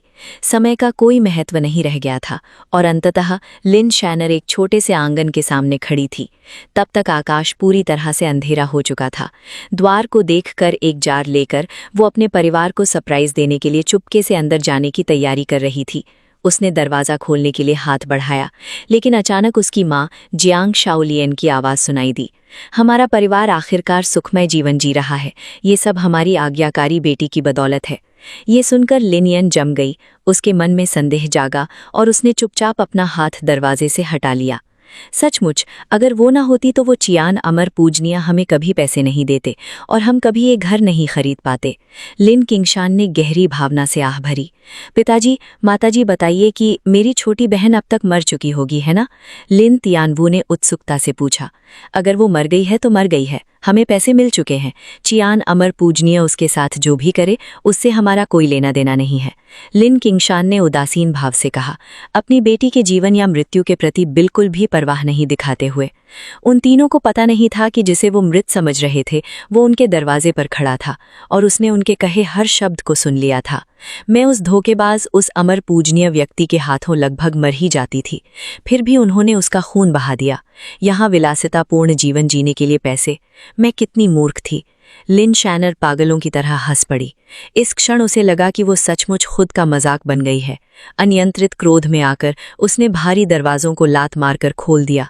लिन परिवार के तीनों सदस्य, लिन किंगशान और अन्य लोग अचंभित रह गए। जैसे ही वे मुड़े और लिन शानर को द्वार पर खड़ा देखा, उसके चेहरे पर एक घिनौनी मुस्कान थी और उनकी आंखें एक साथ चौड़ी हो गईं। बेटी, तुम वापस क्यों आ गई हो? ये ठीक नहीं है। तुम इतनी मुरझाई और बूढ़ी क्यों हो गई हो? जियांग शिलियन अपनी बेटी की दुर्बल अवस्था देखकर चौंक गई। लिन शानर ने रक्त रंजित आंखों से तीनों को घूरा। उसके पूरे शरीर से घोर काली भयावह ऊर्जा की लहरें निकल रही थी। मैंने तुम्हें अपने सबसे प्यारे रिश्तेदार माना, फिर भी तुमने मुझे आग के गड्ढे में धकेल दिया। लिनियन एक पागलों की तरह बेसुध होकर हंस पड़ी। बहन, कृपया ऐसा मत करो, तुम मुझे डरा रही हो। लिन तियान ह्यू ने हिम्मत जुटाई और लिन शैनर को शांत करने के इरादे से आगे बढ़ा, लेकिन अगले ही क्षण लिन शैनर के मजबूत हाथ ने उसका गला जकड़ लिया और उसके पूरे शरीर को ऊपर उठा लिया। हवा में, विद्रोही बेटी, तुम क्या कर रही हो? वो तुम्हारा अपना भाई है, लिन किंगशान घबरा कर चिल्लाई। लिन शैनर ने उसकी ओर देखा। उसकी आंखों में एक पल के लिए रूह कंपा देने वाली हत्या की मंशा झलक उठी। उसने तिरस्कारपूर्ण बर्फीली हंसी हंसी और बल प्रयोग किया। लिन तियानवू ने एक दर्दनाक चीख निकाली, जबकि लिन यन की पकड़ से उसका गला तुरंत दब गया। उसने लिन तियानवू को फेंका। लिन शेयर ने लाश को कूड़े की तरह एक तरफ रख दिया और कदम कदम लिन किंगशान की ओर बढ़ने लगी। लिन शियर से निकलती लेन वाली आभा को देखकर लिन किंगशान का शरीर कांप उठा, लेकिन ये सोचकर कि वो उसका पिता है, उसे थोड़ा सा आत्मविश्वास वापस मिल गया। क्या वो सचमुच अपने ही पिता की हत्या करने का इरादा रखती है? लिन यान ने कुछ नहीं कहा। उसने बस अपना हाथ उठाया और वार किया। एक जोरदार थप्पड़ की आवाज हवा में गूंज उठी। उसका सिर पूरी तरह से गर्दन के चारों ओर मुड़ गया था। जियांग शुयान डर से कांप उठी। वो रेंगती और भागती हुई दरवाजे की ओर बढ़ी, चीखते हुए बोली, हत्या, कोई मुझे बचाओ। लेकिन जैसे ही वो आंगन से बाहर निकली, लिन यान की परछाई आसमान से नीचे उतरी और उसका रास्ता रोक दिया। जियांग शुयान घोर भयभीत हो गई। मैं तुम्हारी माँ हूं, तुम मुझे नहीं मार सकती। लिन शियान ठंडी हंसी हंसते हुए बोली, मेरी माँ? क्या तुम सच में अब भी मुझे अपनी बेटी मानती हो? इतना कहकर उसने घातक इरादे से हथेली से जियांग शोयान के सिर पर वार किया। अपने ही परिवार के मुखिया लिन शियान को परिवार व्यक्तिगत रूप से मौत के घाट उतारते देख उसे कोई खुशी नहीं हुई। उसे केवल घोर निराशा का अनुभव हुआ। अब पीछे मुड़कर देखने पर पिछले जन्म में अपने गुरु के रूप में उनके प्रति निष्ठा की शपथ लेना मेरे द्वारा लिया गया सबसे सही निर्णय था। ये सोचकर ही कि उन्होंने मेरे साथ कितनी दयालुता से व्यवहार किया, जबकि बदले में मेरे मन में उनके लिए केवल घृणा थी। लिन शियानर के हृदय में असीम पश्चाताप उमड़ आया। वो कई दिनों तक शव के पास खड़ी रही, कभी रोती तो कभी पागलों की तरह हंसती रही, मानो उसने अपना मानसिक संतुलन खो दिया हो। उसी समय शियायून शिखर पर मेरे एकांतवास के बाद आकाश में एक शक्तिशाली दबाव उत्पन्न हुआ। साधना करते हुए मैंने अचानक अपनी आंखें खोली। क्या ये संभव है कि मैं यूं ही मोक्ष प्राप्त कर रही थी? अपने शरीर में हो रहे परिवर्तनों को महसूस करते हुए मुझे विश्वास करना मुश्किल लग रहा था। ऐसा लगता है कि मैंने पहले अपनी साधना को बहुत अधिक दबा रखा था। आत्मा के प्रारंभिक चरण में प्रवेश करने के बाद मैं बहुत प्रसन्न थी और तुरंत अपनी साधना गुफा से बाहर निकलने के लिए उठी। हालांकि जैसे ही मैं बाहर निकली, मैंने एक पीले कुत्ते को पूंछ हिलाते हुए देखा। समर्पण। ये देखकर मैं आश्चर्य किए बिना नहीं रह सकी। केवल 3 दिन ही बीते थे, फिर भी मैंने पाया कि उस प्राणी में और भी परिवर्तन आ गए थे। ऐसा लगता है कि तुमने अपनी आध्यात्मिक बुद्धि को जागृत कर लिया है। जल्द ही तुम अपना रूप त्याग कर एक राक्षसी जानवर बन जाओगी। यही वो क्षण था जब मैं एकांतवास से बाहर निकली। तेंग्यान संप्रदाय के प्रवेश द्वार पर पहरा दे रहे 2 शिष्यों ने अचानक पहाड़ की तलहटी से एक थकी हुई महिला को ऊपर चढ़ते हुए देखा। तुम कौन हो? मैं शियायून शिखर से एल्डर चैन की शिष्या हूँ। मैं आप दोनों से विनती करती हूँ कि आप शियायून शिखर जाकर एक संदेश दें। मैं अपने गुरु से मिलना चाहती हूँ। लिन शानर इस समय अत्यंत कमजोर थी। ऐसा लग रहा था मानो उसमें बोलने की भी शक्ति ना हो। एल्डर चैन मेरे गुरु हैं। दोनों द्वारपाल शिष्यों ने हैरानी भरी निगाहों से एक दूसरे को देखा। उन्हें याद आया कि एल्डर चैन के केवल 2 शिष्य थे और दोनों पुरुष थे। फिर भी चूंकि ये महिला एल्डर चैन को जानती थी, इसलिए ये स्वाभाविक ही था कि वे मामले की रिपोर्ट करने के लिए शियान पीक की ओर जाएं। आपका नाम क्या है? मेरा नाम है। इससे पहले कि लिन शानवर अपना वाक्य पूरा कर पाती, वो कमजोरी से जमीन पर गिर पड़ी। ठीक है, यहीं रुको, मैं शियान पीक की यात्रा करता हूँ। शियान पीक पर मौजूद मुझे ये खबर तुरंत मिली। आप कहते हैं कि द्वार पर 30 वर्ष से अधिक उम्र की एक महिला मुझसे मिलना चाहती है और वो खुद को मेरी शिष्या बताती है। मैंने खबर देने आई शिष्या को पूरी तरह से भ्रमित होकर देखा।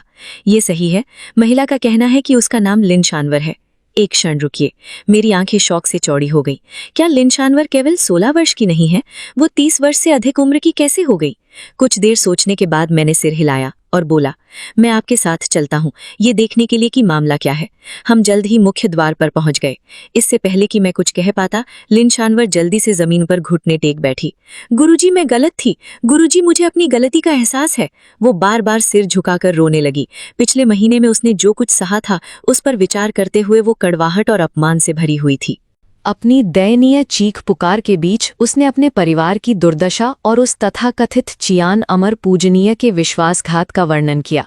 उसकी अस्त-व्यस्त अवस्था, चेहरे से बहते आंसू और बलगम को देखकर मेरी दयनीय शिकायत सुनकर मैं तिरस्कार से पीछे हट गया और एक कदम पीछे हट गया।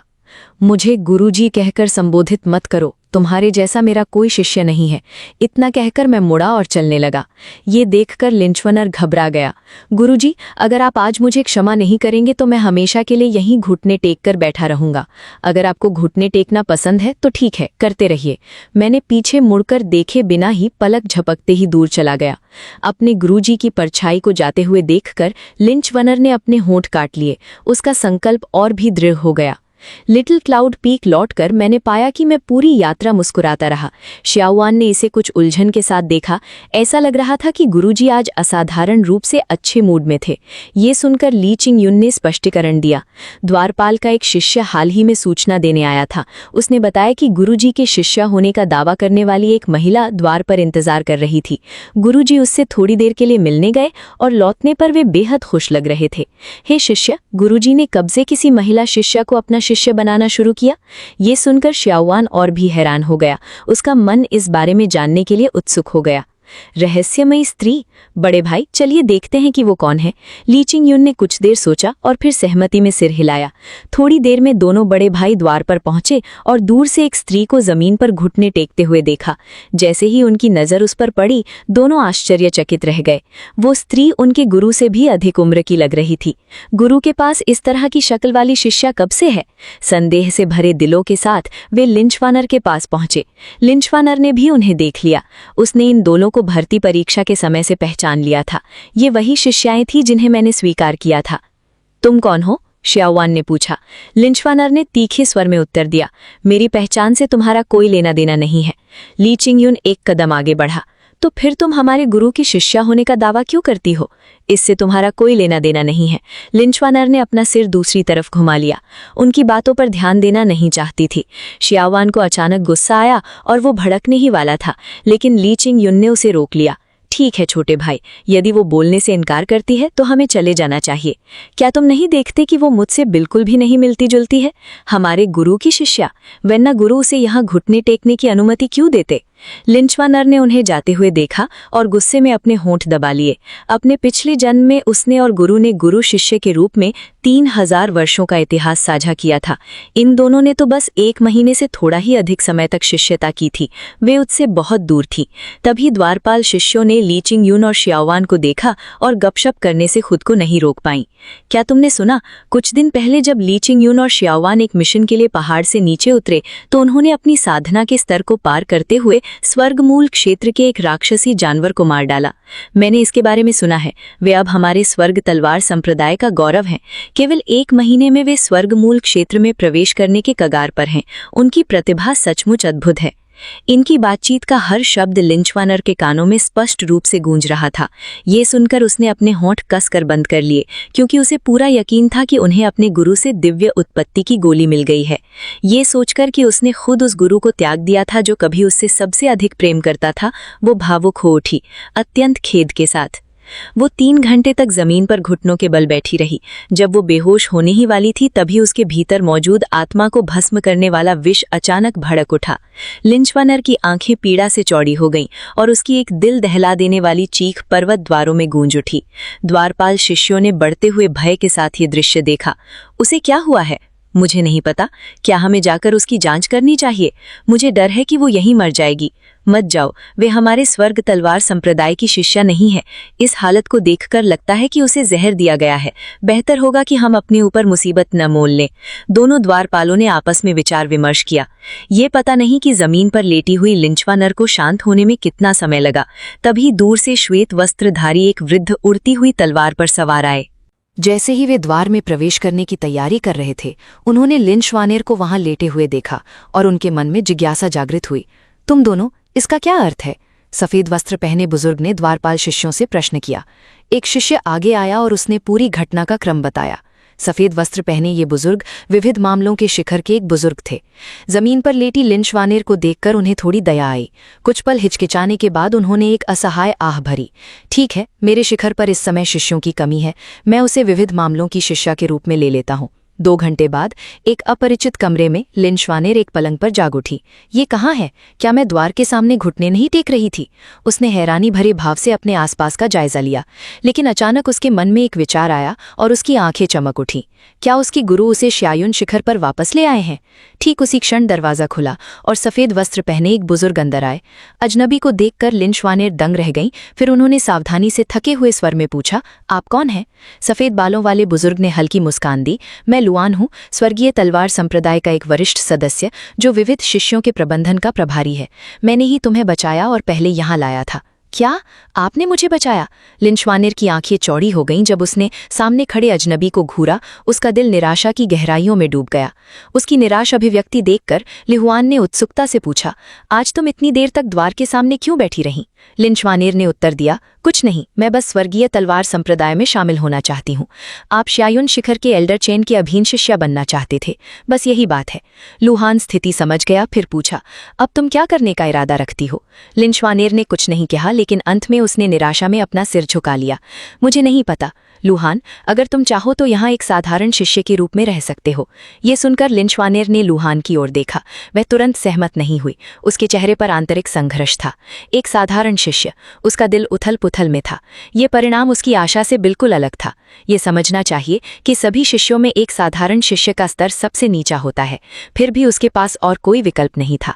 अपनी अनिच्छा के बावजूद लिन श्वानेर अंततः मान गई।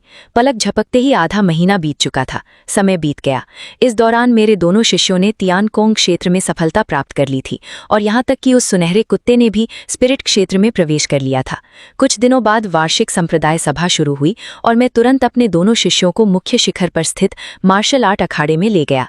अखाड़े के नीचे का क्षेत्र शिष्यों से खचाखच भरा था, मानो कोई उत्सव हो, और बेहद जीवंत था। मेरे और मेरे दोनों शिष्यों के आने पर तुरंत ही जयकारों और उत्सुक निगाहों की गूंज सुनाई दी। एल्डर चेन, आप भी आ गए हैं। इसी क्षण चिऊजी अपने शिष्यों के एक समूह के साथ मुझे प्रणाम करने के लिए आए। चिऊजी ने पीछे खड़े शिष्यों की ओर मुड़कर देखा। जल्दी करो और एल्डर चेन को प्रणाम करो।